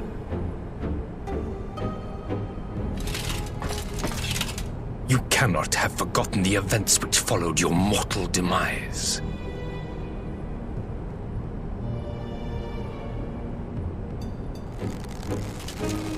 Our homeland was plunged into civil war for your failure to name a successor. The edifice you so carefully constructed was but a hair's breadth from collapse.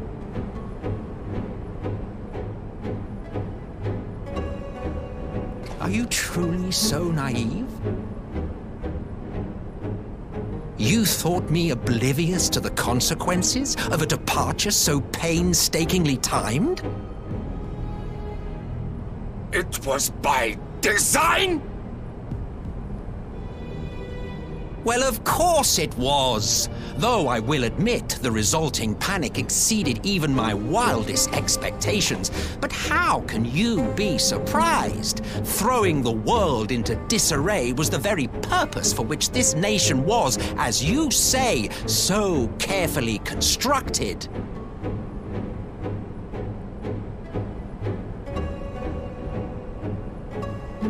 Now, if you have no further questions, I must be on my way.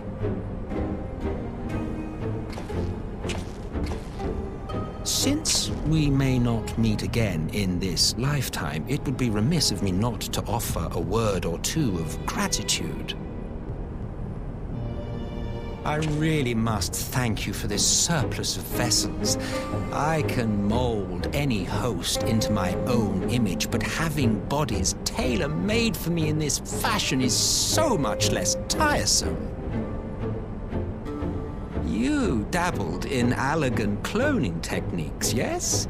It certainly is a compelling, not to mention entertaining, field of research. And of all the options available, you chose the founding father on whom to experiment. You have a twisted streak to you, Varus. Like grandsire, like grandson, hey?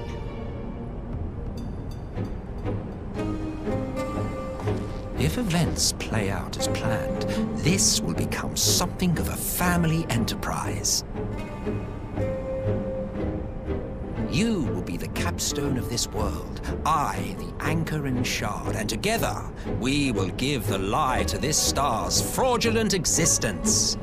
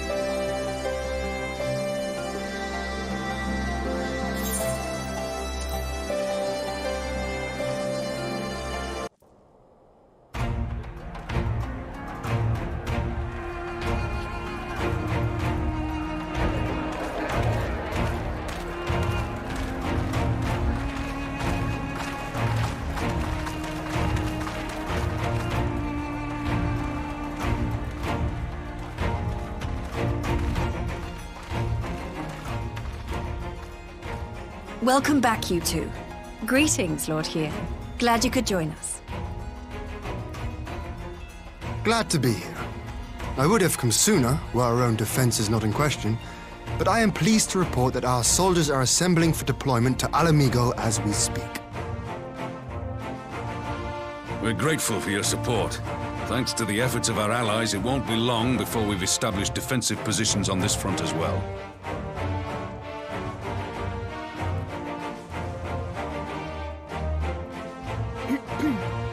We have some good news, too.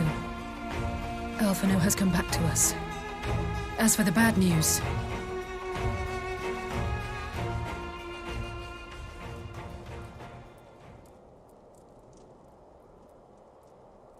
So, Alphino won't wake up, Gaius van Baelsar is alive and hunting Ascians, and the Empire is planning to poison us all with toxic gas. Does that sound about right? Ordinarily, any one of those things would have left me in shock. But the way things have been lately, it's all starting to seem pretty normal. Getting back to your report, are we sure this Black Rose is the weapon Maxima was talking about? It fits the description. And it seems we have Alphino to thank for sparing us an early demonstration of its effectiveness. I have a feeling this won't be the last time his bravery in the Empire will serve us here in Eorzea. The threat of an unknown weapon has had us all on edge. But now that we know what we're dealing with, we can take steps to defend against it. As for Gaius, I'm not sure what to think. Am I happy he's alive? Not in the slightest. Am I happy he's hunting Ascians? Aye, I'd have to say I am. Oh, speaking of Garleans you didn't expect to see, we have a tale of our own, as it happens. When we sent envoys to the Imperial Army to request talks, they returned with the message that Varys Zos Galvus would be attending.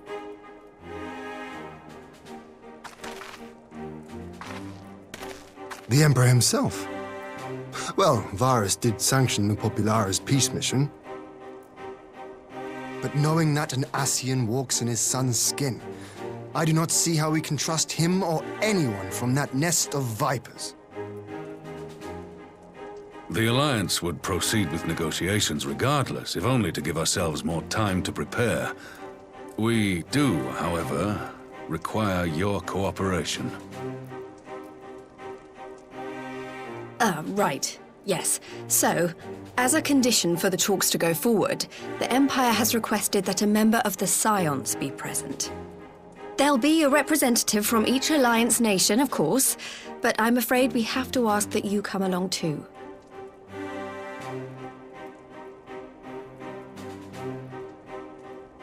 God, Lise, you know how much I hate politics.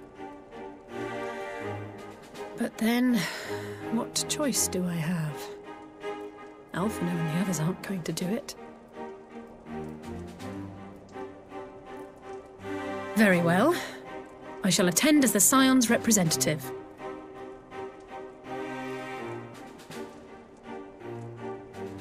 In case you're wondering why I didn't ask you, the Empire also requested the presence of Eorzea's champion.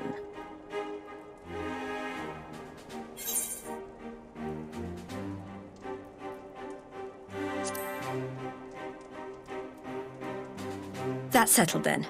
We don't know what Varys means to bring to the table, or why he wants you there, but having you close at hand will make all the difference. The meeting will take place on the border. Anticipating an early assault, we mean to position the bulk of our forces nearby. The Alliance leaders should already be on their way. Once you're ready, we can head out and join them.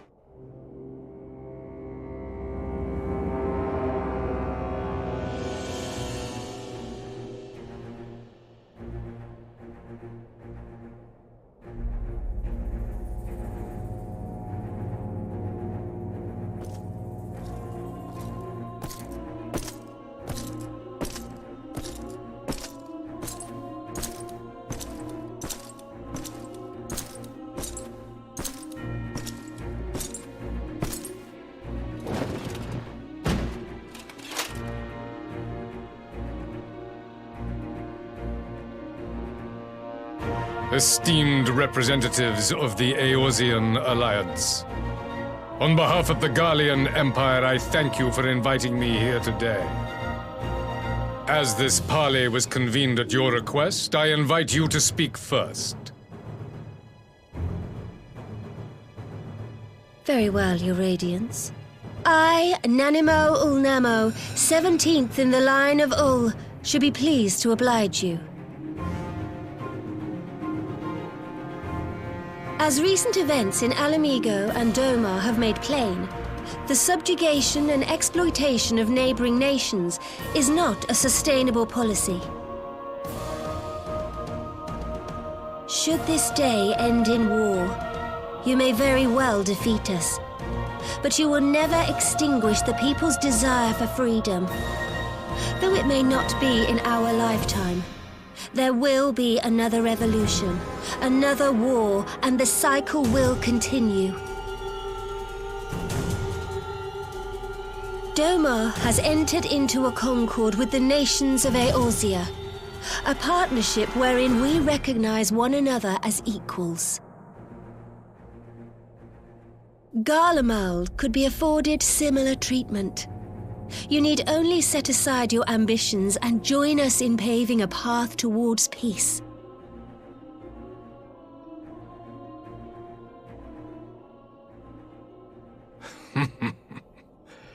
You will not win me over with sophistry, Your Grace.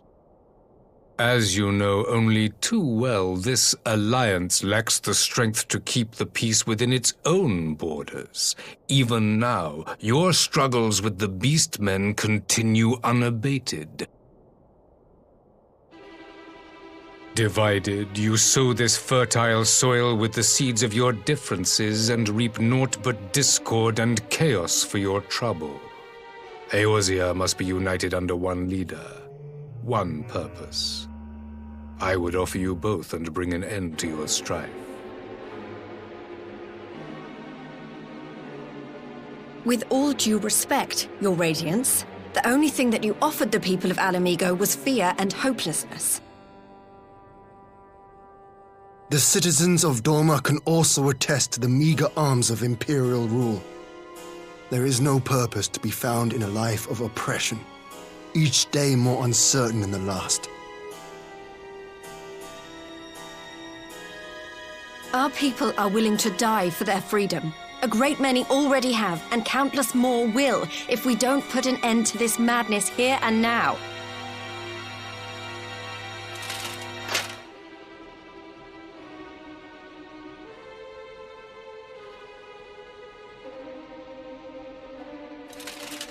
We brought order and stability to your lives. This madness and bloodshed is of your own making. You broke the peace, not Garlemald. Peace. Order. You kill our peoples, despoil our lands, take everything that is ours. And what? You expect us to lick the boot that grinds our faces into the dirt?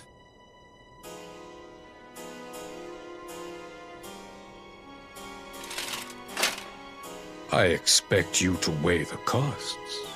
To recognize that countless lives have been lost on both sides in pursuit of a greater good, and to not squander all we have achieved in a fit of petulance.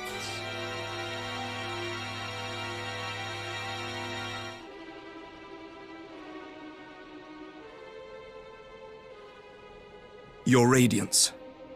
I fear I can personally attest to the dangers of pursuing one's vision with such righteous fervor. For 1,000 years, the Holy See of Ishgard waged war with dragons.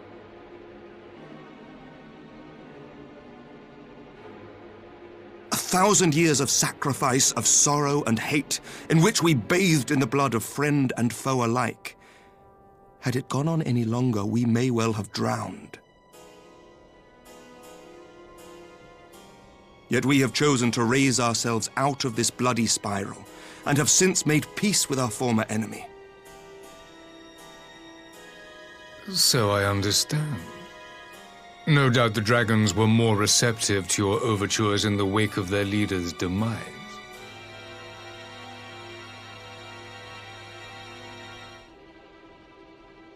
You speak of peace, yet use war to achieve it.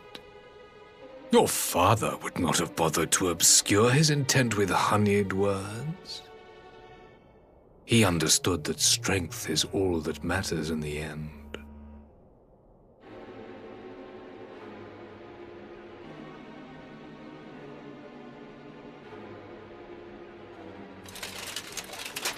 Without his clarity of vision, I can but wonder what will become of Ishgard and her people.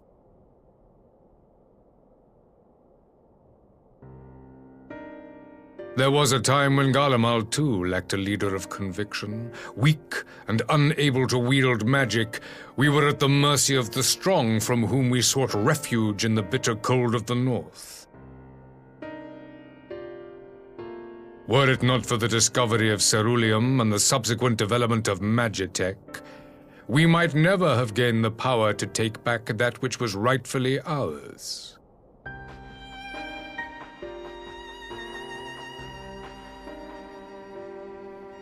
You speak as if your people were the first to have been driven from their homes. Limsa Lominsa was built by wayward souls in search of a place to call their own. On the shores of Vilbrand we found it, and from those humble beginnings did we grow and flourish. And all without robbing our neighbors of their liberty.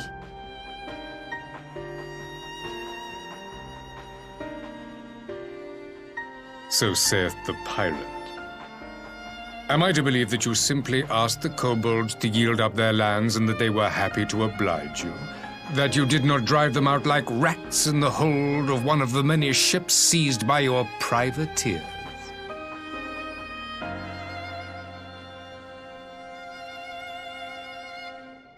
I will concede that after centuries of exile, reclamation may be mistaken for invasion. Nevertheless, it is not. And those who till stolen soil have no right to object when cast out in turn.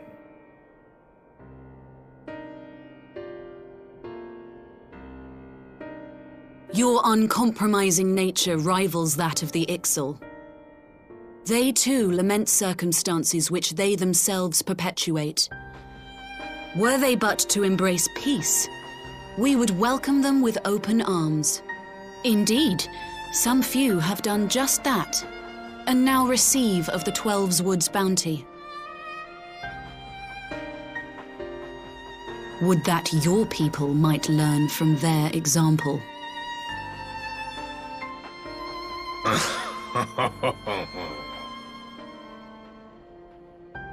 You dare compare us to the Birdmen? You who thought to invoke the 12 and threaten all of creation?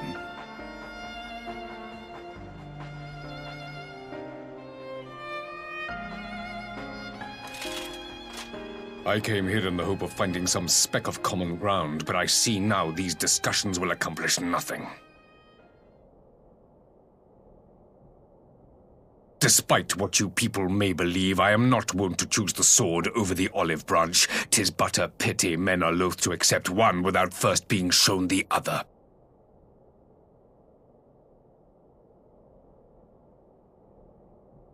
Wait! I beg you. This meeting was supposed to be a chance to find a way forward together, not to bemoan the missteps which brought us here.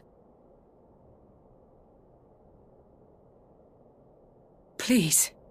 If you truly consider violence a last resort, there must be a way we can come to an agreement.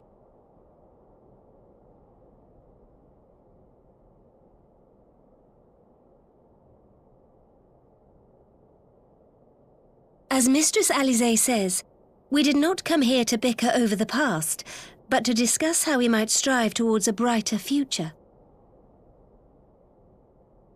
Emperor Varys, may I suggest a short recess, that all present might compose themselves prior to beginning anew?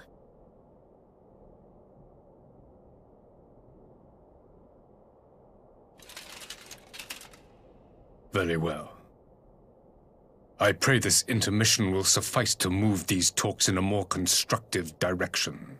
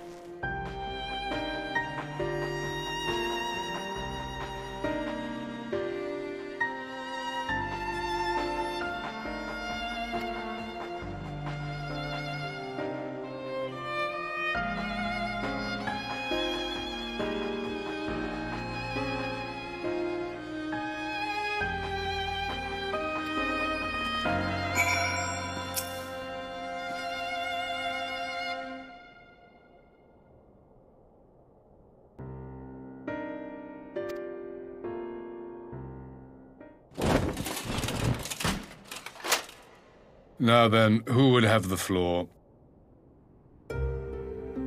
Before we resume, I wish to offer you an apology. After you graciously accepted our invitation to discuss an armistice, we have done naught but rebuke you at every opportunity. I believe I speak for all of us when I say we are deeply sorry for our discourtesy.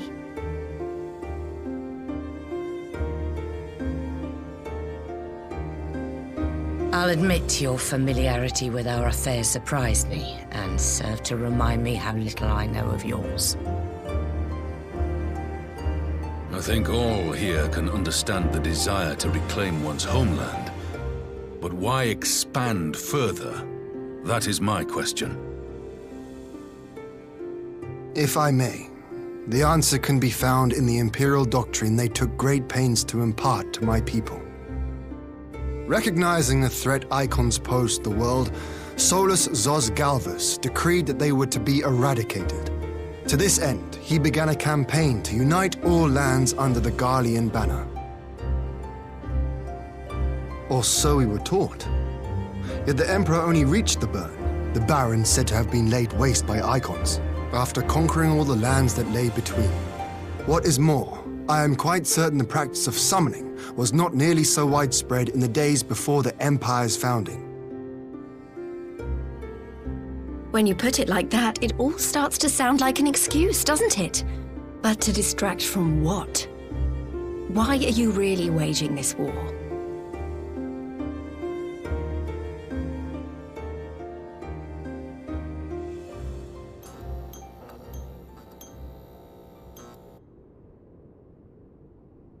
Finally, you ask the right question. I can but hope you heed mine answer and at last accept the righteousness of our cause. My goal is this: to return the world to the way it once was, the way it was always meant to be. In doing so, mankind will be made whole once more.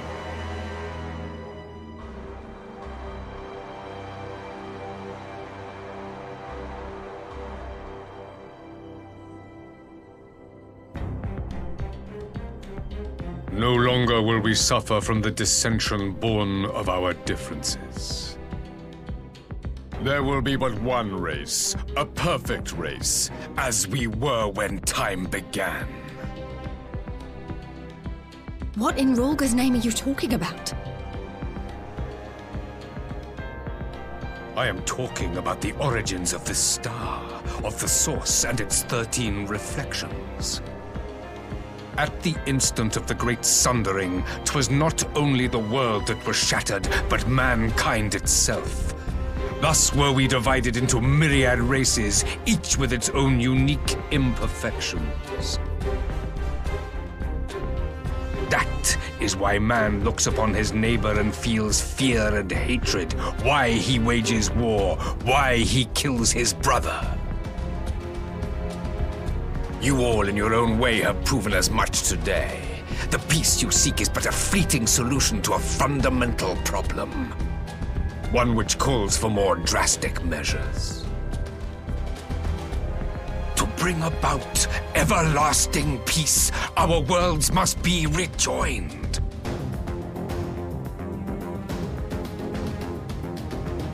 That is the goal the Empire would see realized. The glorious future unto which we shall one day shepherd mankind.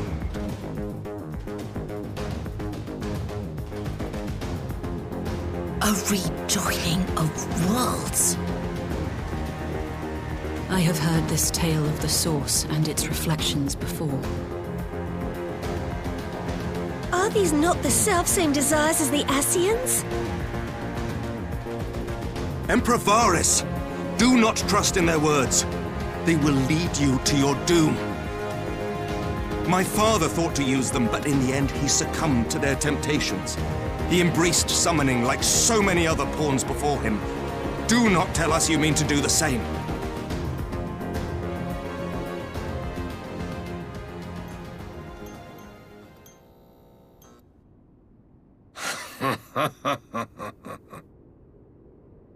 To be a pawn, free from the burden of choice, would be a blessing.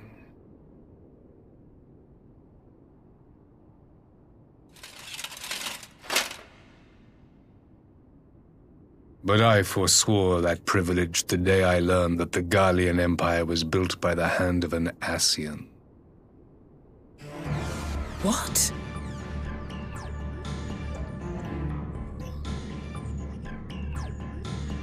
Yes. My grandsire, the former emperor, is of their number. And who better to build an empire capable of bringing about the calamitous change we desire? Would you condemn me for this alliance, for bowing to the will of these shadowy masters, when the prize is true and lasting peace?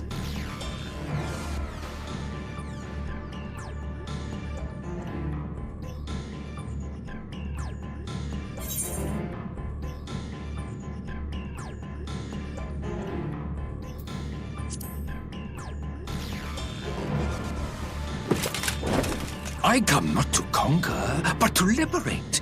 To free man from the prison of divergence. Imagine a world united.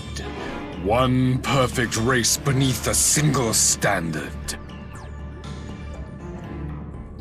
An army before whose might these servants of darkness and light would fly as leaves in a storm, never again to meddle in man's affairs. We would be the masters of our own fate. I bid you join me, not as subjects of Garlemald, but of a new nation. And together we shall win freedom for ourselves and generations yet unborn. You want to trigger another half-dozen calamities? You can't be serious!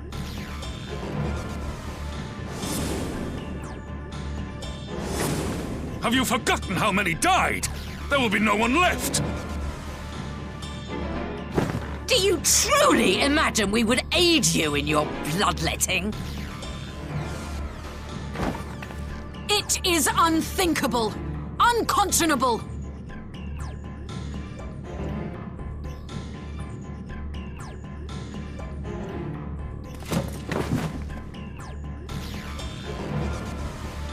And what is the alternative?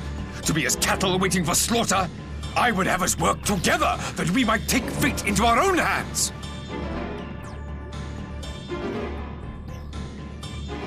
Into your hands, perhaps.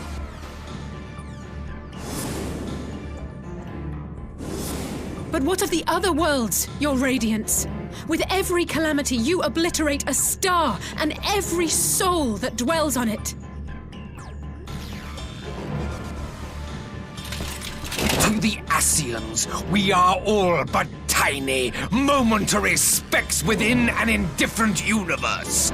We cannot hope to oppose them until we have been made whole once more.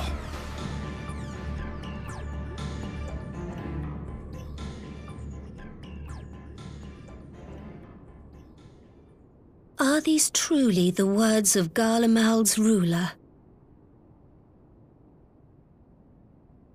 The flaws and foibles which you so abhor are what make us who we are. Every nation, even yours, Emperor Varys, is made whole through the combination of these imperfections, the strengths of one compensating for the weaknesses of another.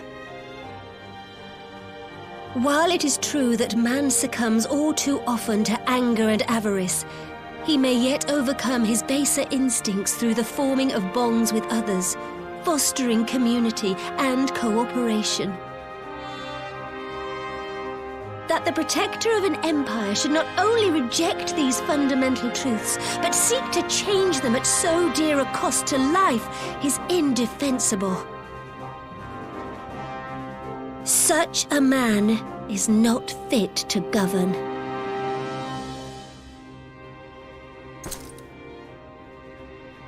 And you, warrior of light, would you refuse me as well?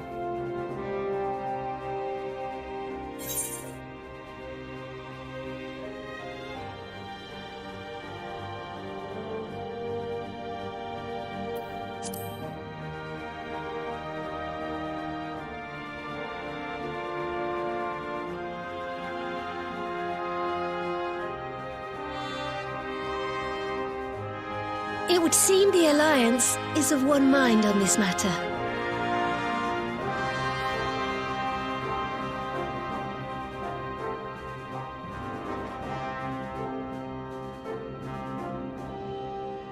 You Eorzeans never cease to disappoint me. Though I suppose I have only myself to blame for expecting more from savages. This discussion is at an end. I bid you make ready for our next meeting. It will not be at the negotiating table.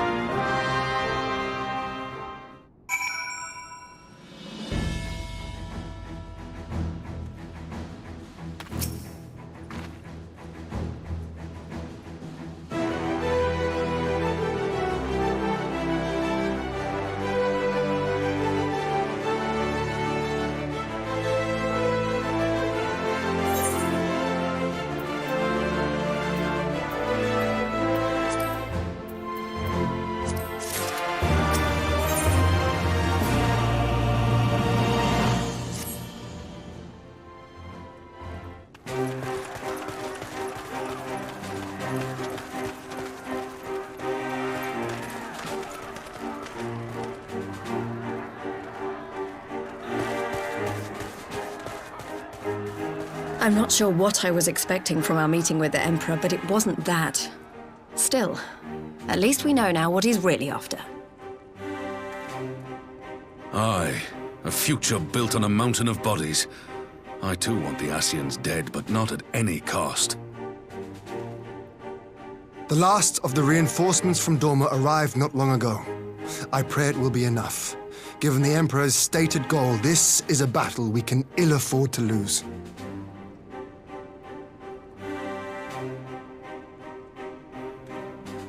If the Garleans come in force, we may not have much say in the matter, even with our combined strength. We knew from the first that the odds would be against us. But if there is even the slightest chance of victory, we must do everything in our power to seize it.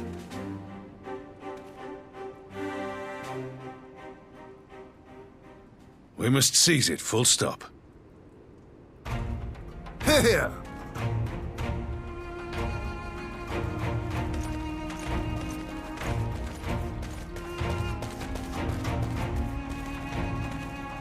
The two of you are to join an irregular unit and support the main host.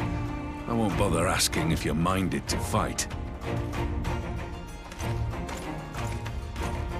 After coming this far, how could I not? And for once, there's no one around to countermand me. Not that they would. Not even my brother. But we all know who really make the difference. Ready to frighten some Garleans?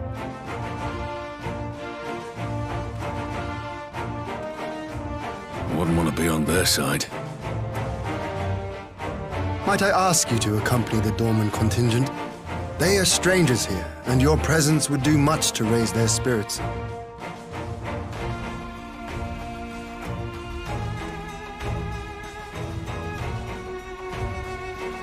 We would be honored. When our people stride out with you in their midst, I dare say the Eorzeans will feel an ilm taller themselves. High spirits have a way of spreading. What I wouldn't give to join you. But my duties as field commander will not allow it. I'll leave the front lines in your capable hands.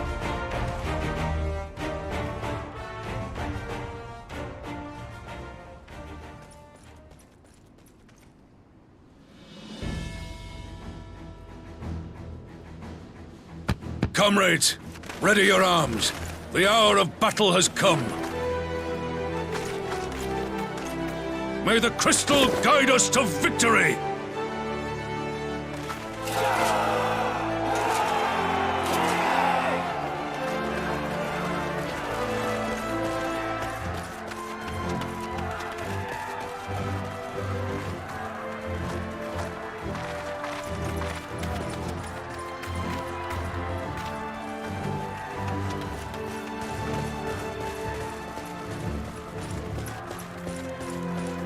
Since the others couldn't be here, we'll have to fight twice as hard.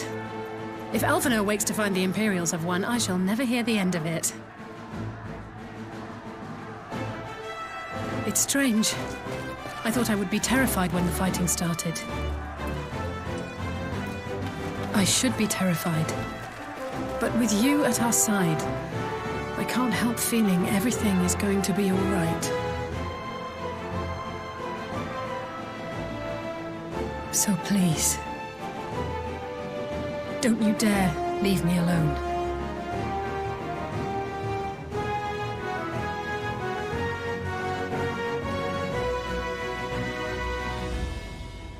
No matter what happens, we have to survive together.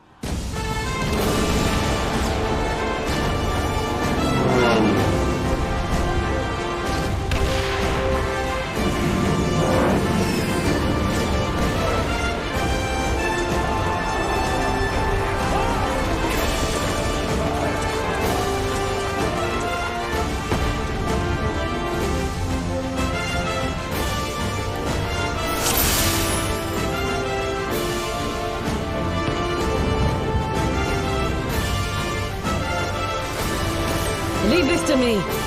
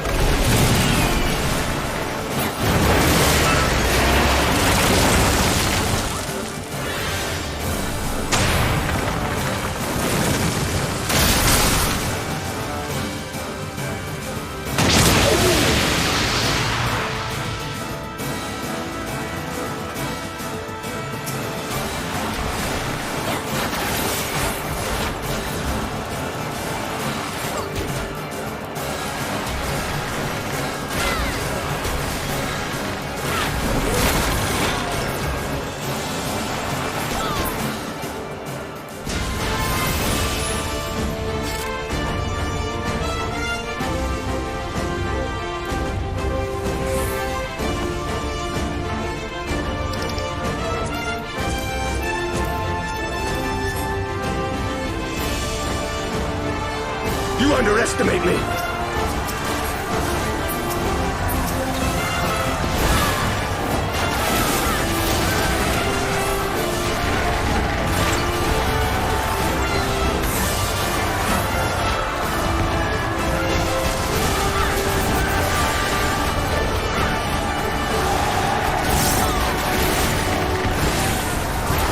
Out of my way!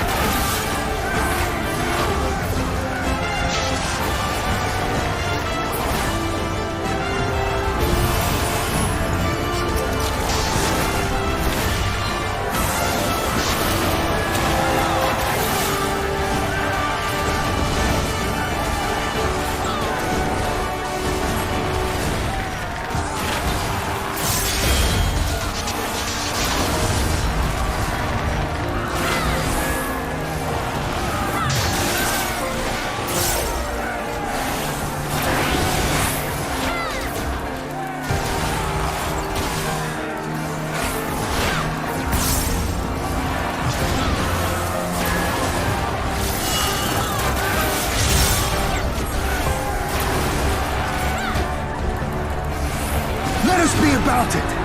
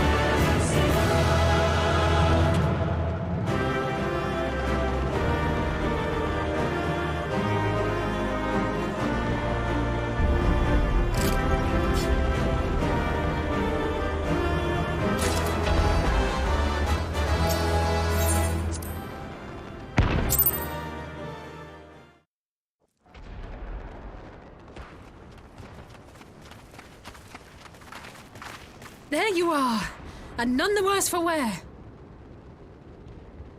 Indeed. I had hoped we might do more to help, but there seems to be no one left to fight. A tactical withdrawal, perhaps? We should give chase. Finish them off while we have the chance. Imagine the other surprise when they wake to find the war already won.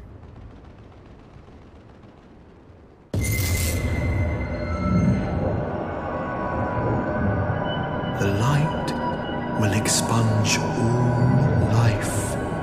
Only you can forestall the calamity.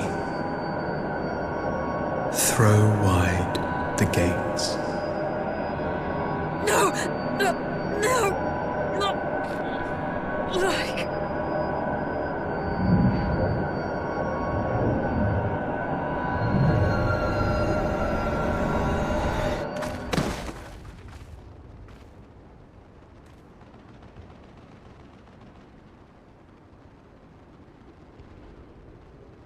Oh no. Don't tell me. Are you all right?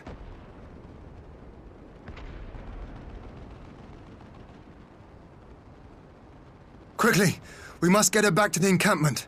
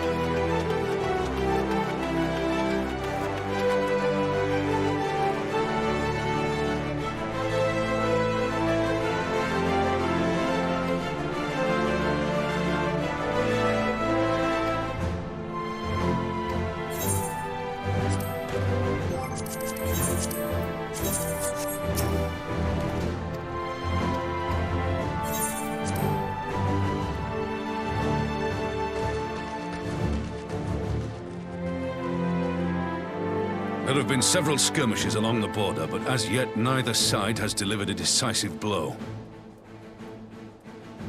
We had long assumed that the Garleans would overwhelm us in a straight fight, but we seem to be gaining ground, albeit slowly. As to why that might be, the most likely explanation is that they have yet to commit all their forces. Still, we're winning, and our latest intelligence suggests the Emperor has retreated back to Garlemald. In light of this, we're considering launching an offensive with the aim of pushing the front line forward and giving ourselves some room to breathe.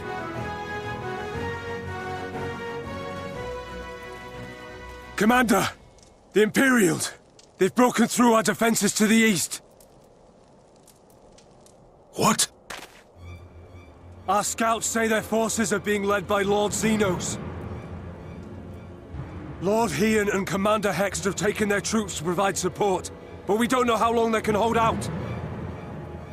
So, they've been biding their time, waiting for his arrival, have they? Very well. Send word to our allies, requesting reinforcements for the front line.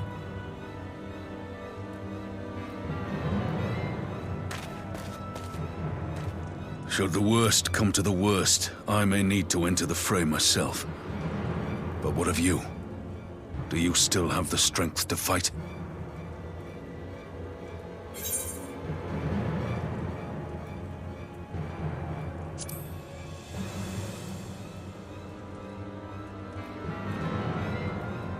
Much obliged. Given the choice, I'd take you over 100 soldiers.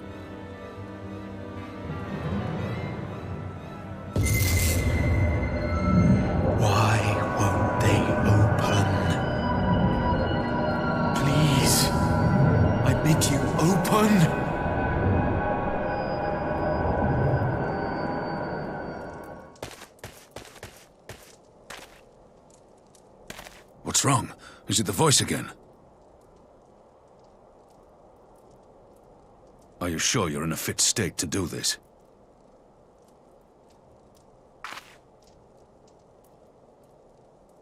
May Ralga grant us strength. Give 'em hell, lass. I, for my part, will defend this place to my dying breath.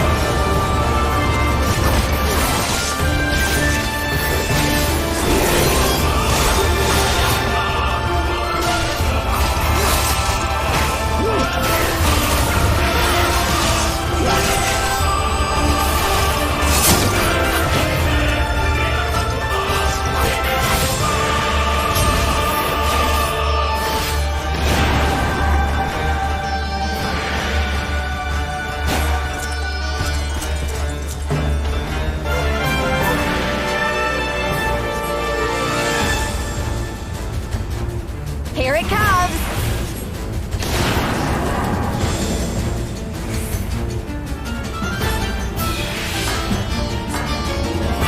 The weave of a shinobi's power.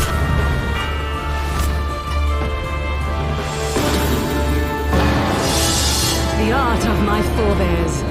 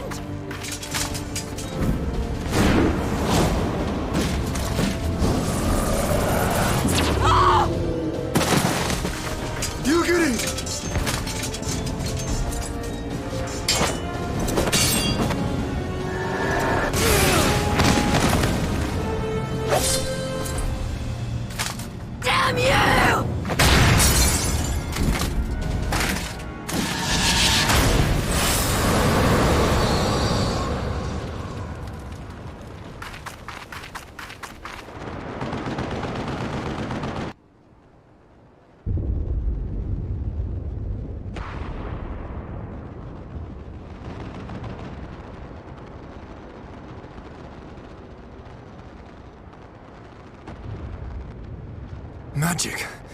With a Garlean body? That's hardly fair.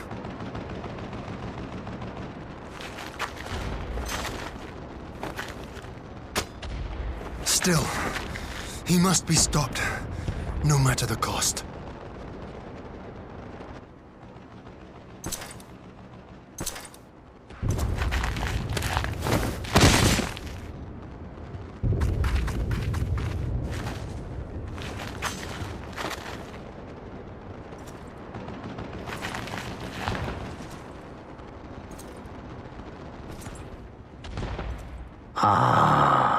Bringer of light.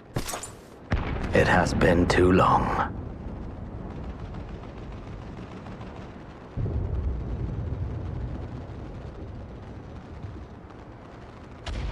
No words to mark our reunion? So be it.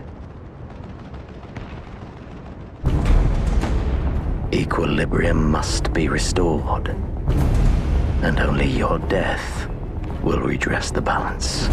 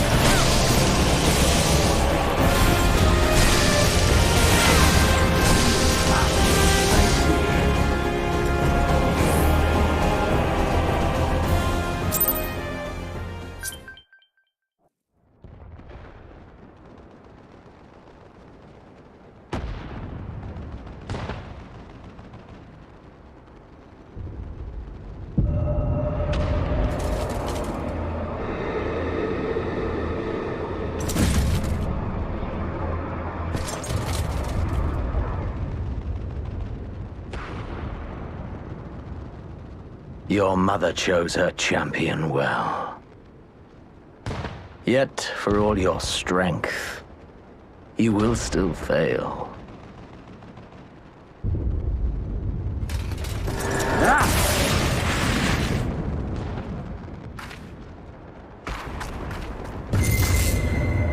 Please, I beseech you.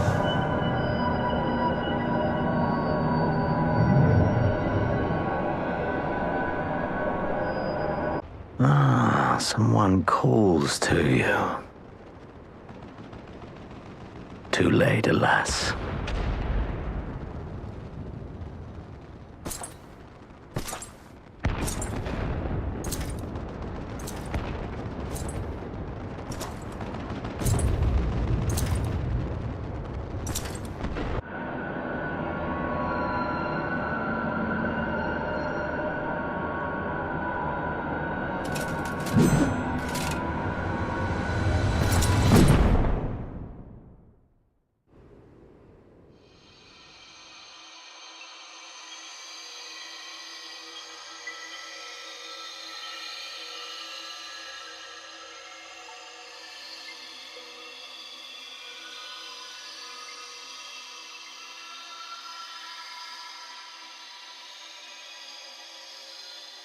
At last, I found you.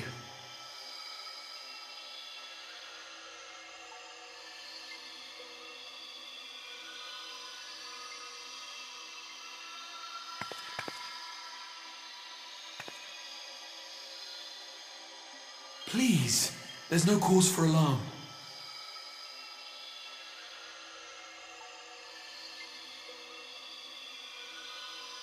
Though, I confess, this is not where I had intended to meet.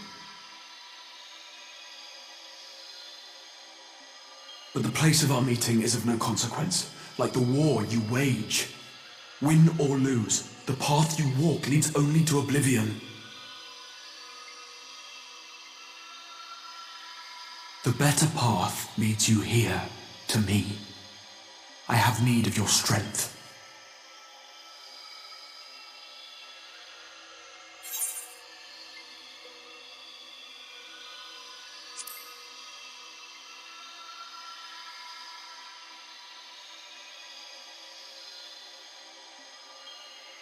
I'm afraid such questions will have to wait. We have precious little time, and your work is not yet done.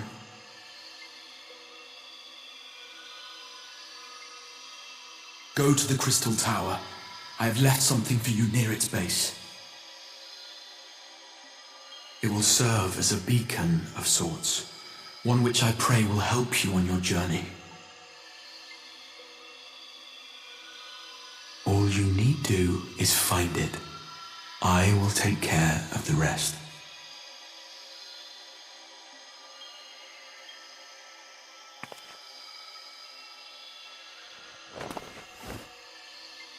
Soon, we will throw wide the gates.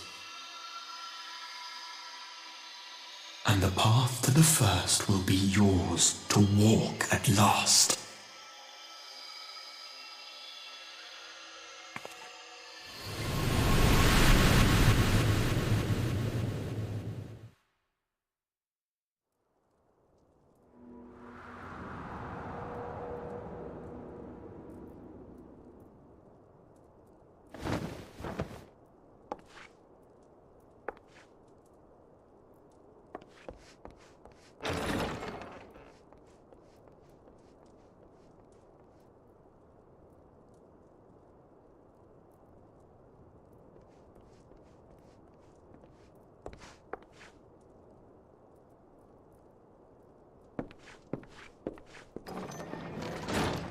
You're awake. Thank heavens.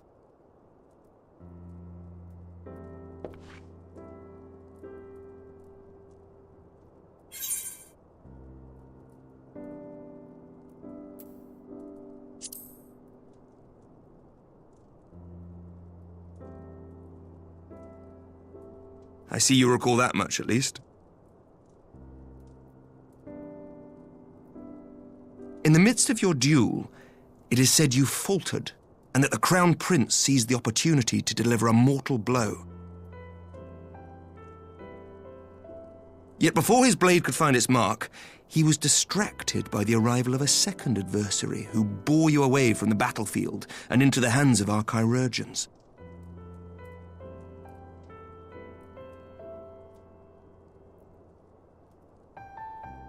Lest you wonder, he left before you awoke. As is his wont.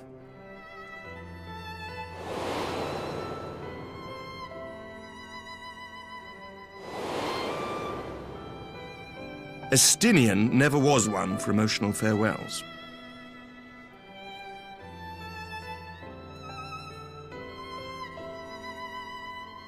Though Xenos bested all before him, the battle clearly took its toll, for he retreated shortly after your rescue. Seeing this, the remaining Imperial forces decided discretion was the better part of valor and pulled back, allowing us to re-establish our position. We have since received word of renewed unrest in the provinces, doubtless inspired by the efforts of the Eorzean Alliance and our Far Eastern allies. Nor does the good news end there. We have also come into possession of intelligence suggesting unrest within the Imperial Court. This would certainly explain why both the Emperor and Lord Xenos appear to have abandoned the fight. A long-awaited ray of hope in these dark times.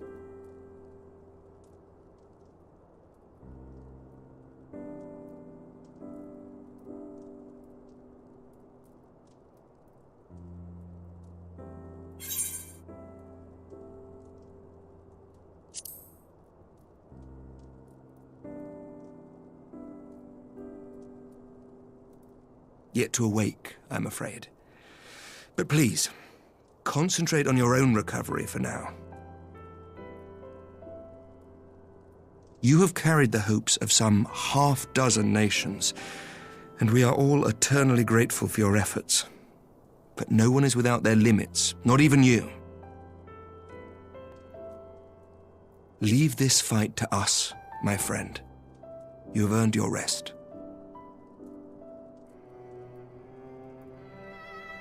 But before I forget, I was asked to deliver a message as soon as you awoke. A reminder that you are not alone, though many of your allies have fallen. When you are well and rested, you are to return home, where friends will be waiting for you.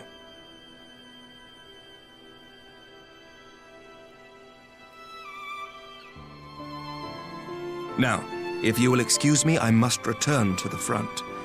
May we meet again soon, under happier circumstances.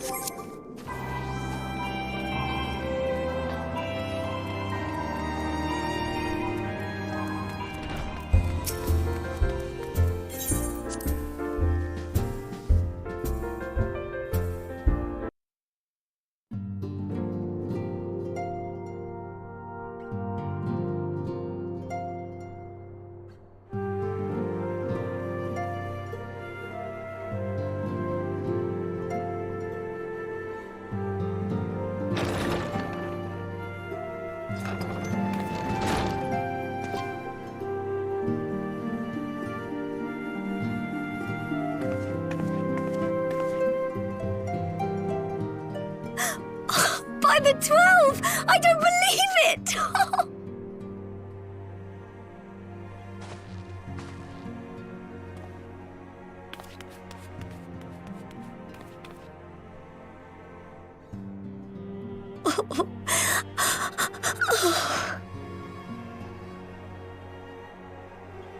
I rushed back as soon as I could.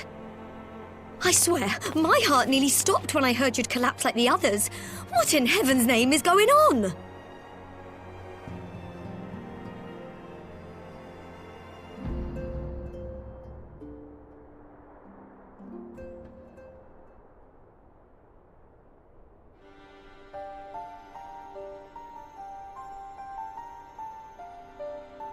Win or lose, the path you walk leads only to oblivion. Oh, well, that's helpful. And what else did he say? The better path leads to him?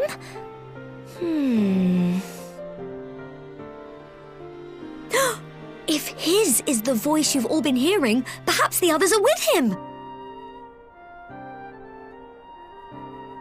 Sir Emmerich said the fighting had reached a stalemate, didn't he? But if that monster masquerading as Xenos comes back... Thancred, Y'shtola, Urianger, Alphino, Alize. You're going to need all of them on your side to defeat him. And I forbid you from going to face him on your own, do you hear me?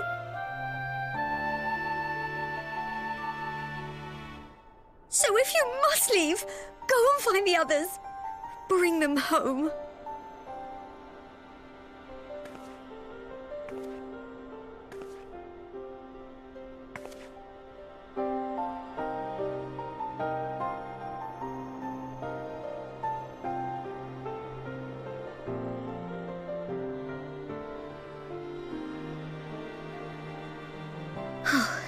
As for where to start, you said the stranger had left a beacon for you at the Crystal Tower, right? But how are you to find it, now that the tower has been sealed shut?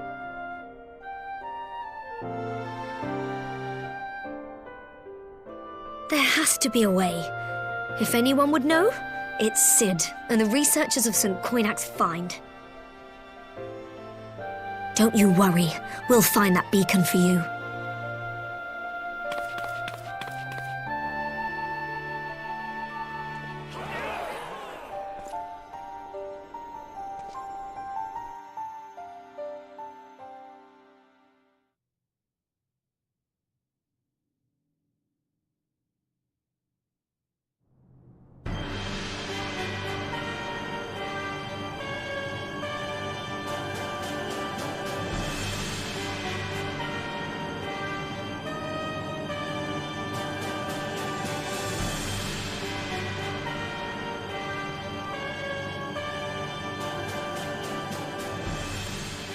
I pray you have good reason for abandoning the front.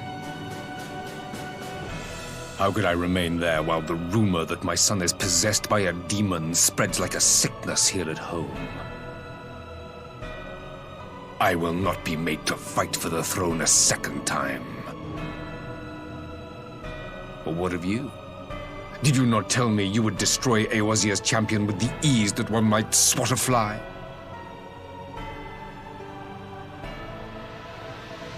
A minor setback.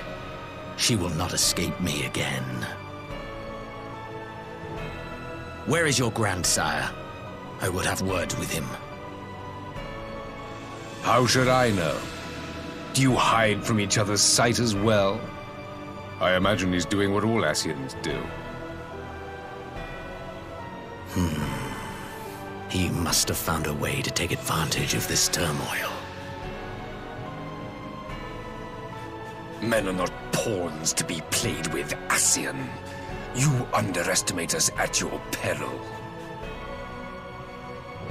This war will not be decided by you and yours. Man must choose his own fate, and I, for my part, will do all within my power to see Garlemald emerge victorious.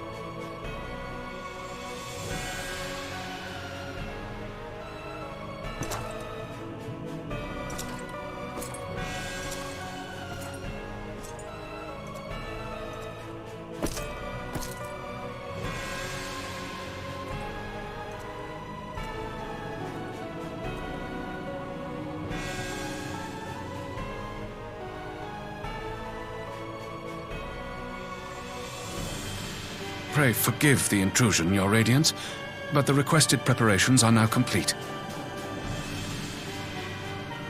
We stand ready to begin production of Black Rose upon your order.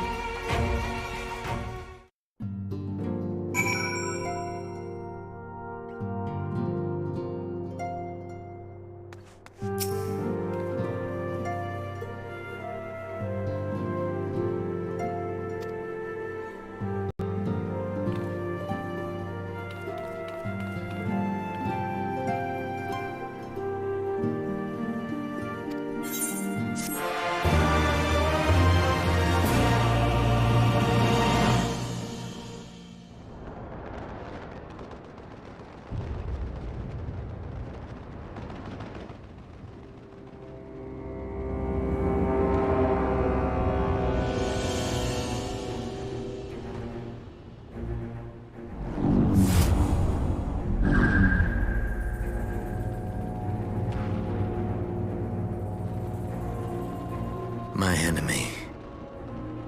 My friend. Had I been but a step faster.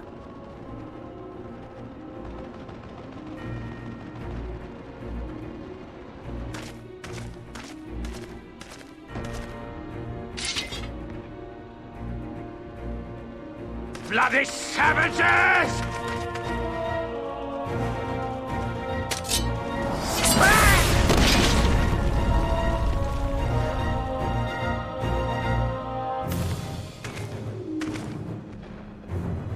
A pity your hunt leads you elsewhere. Not that I am surprised.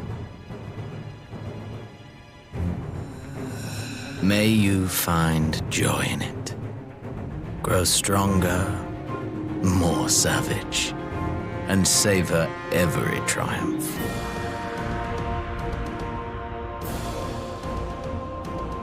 In the meantime, I will reclaim that which is rightfully mine.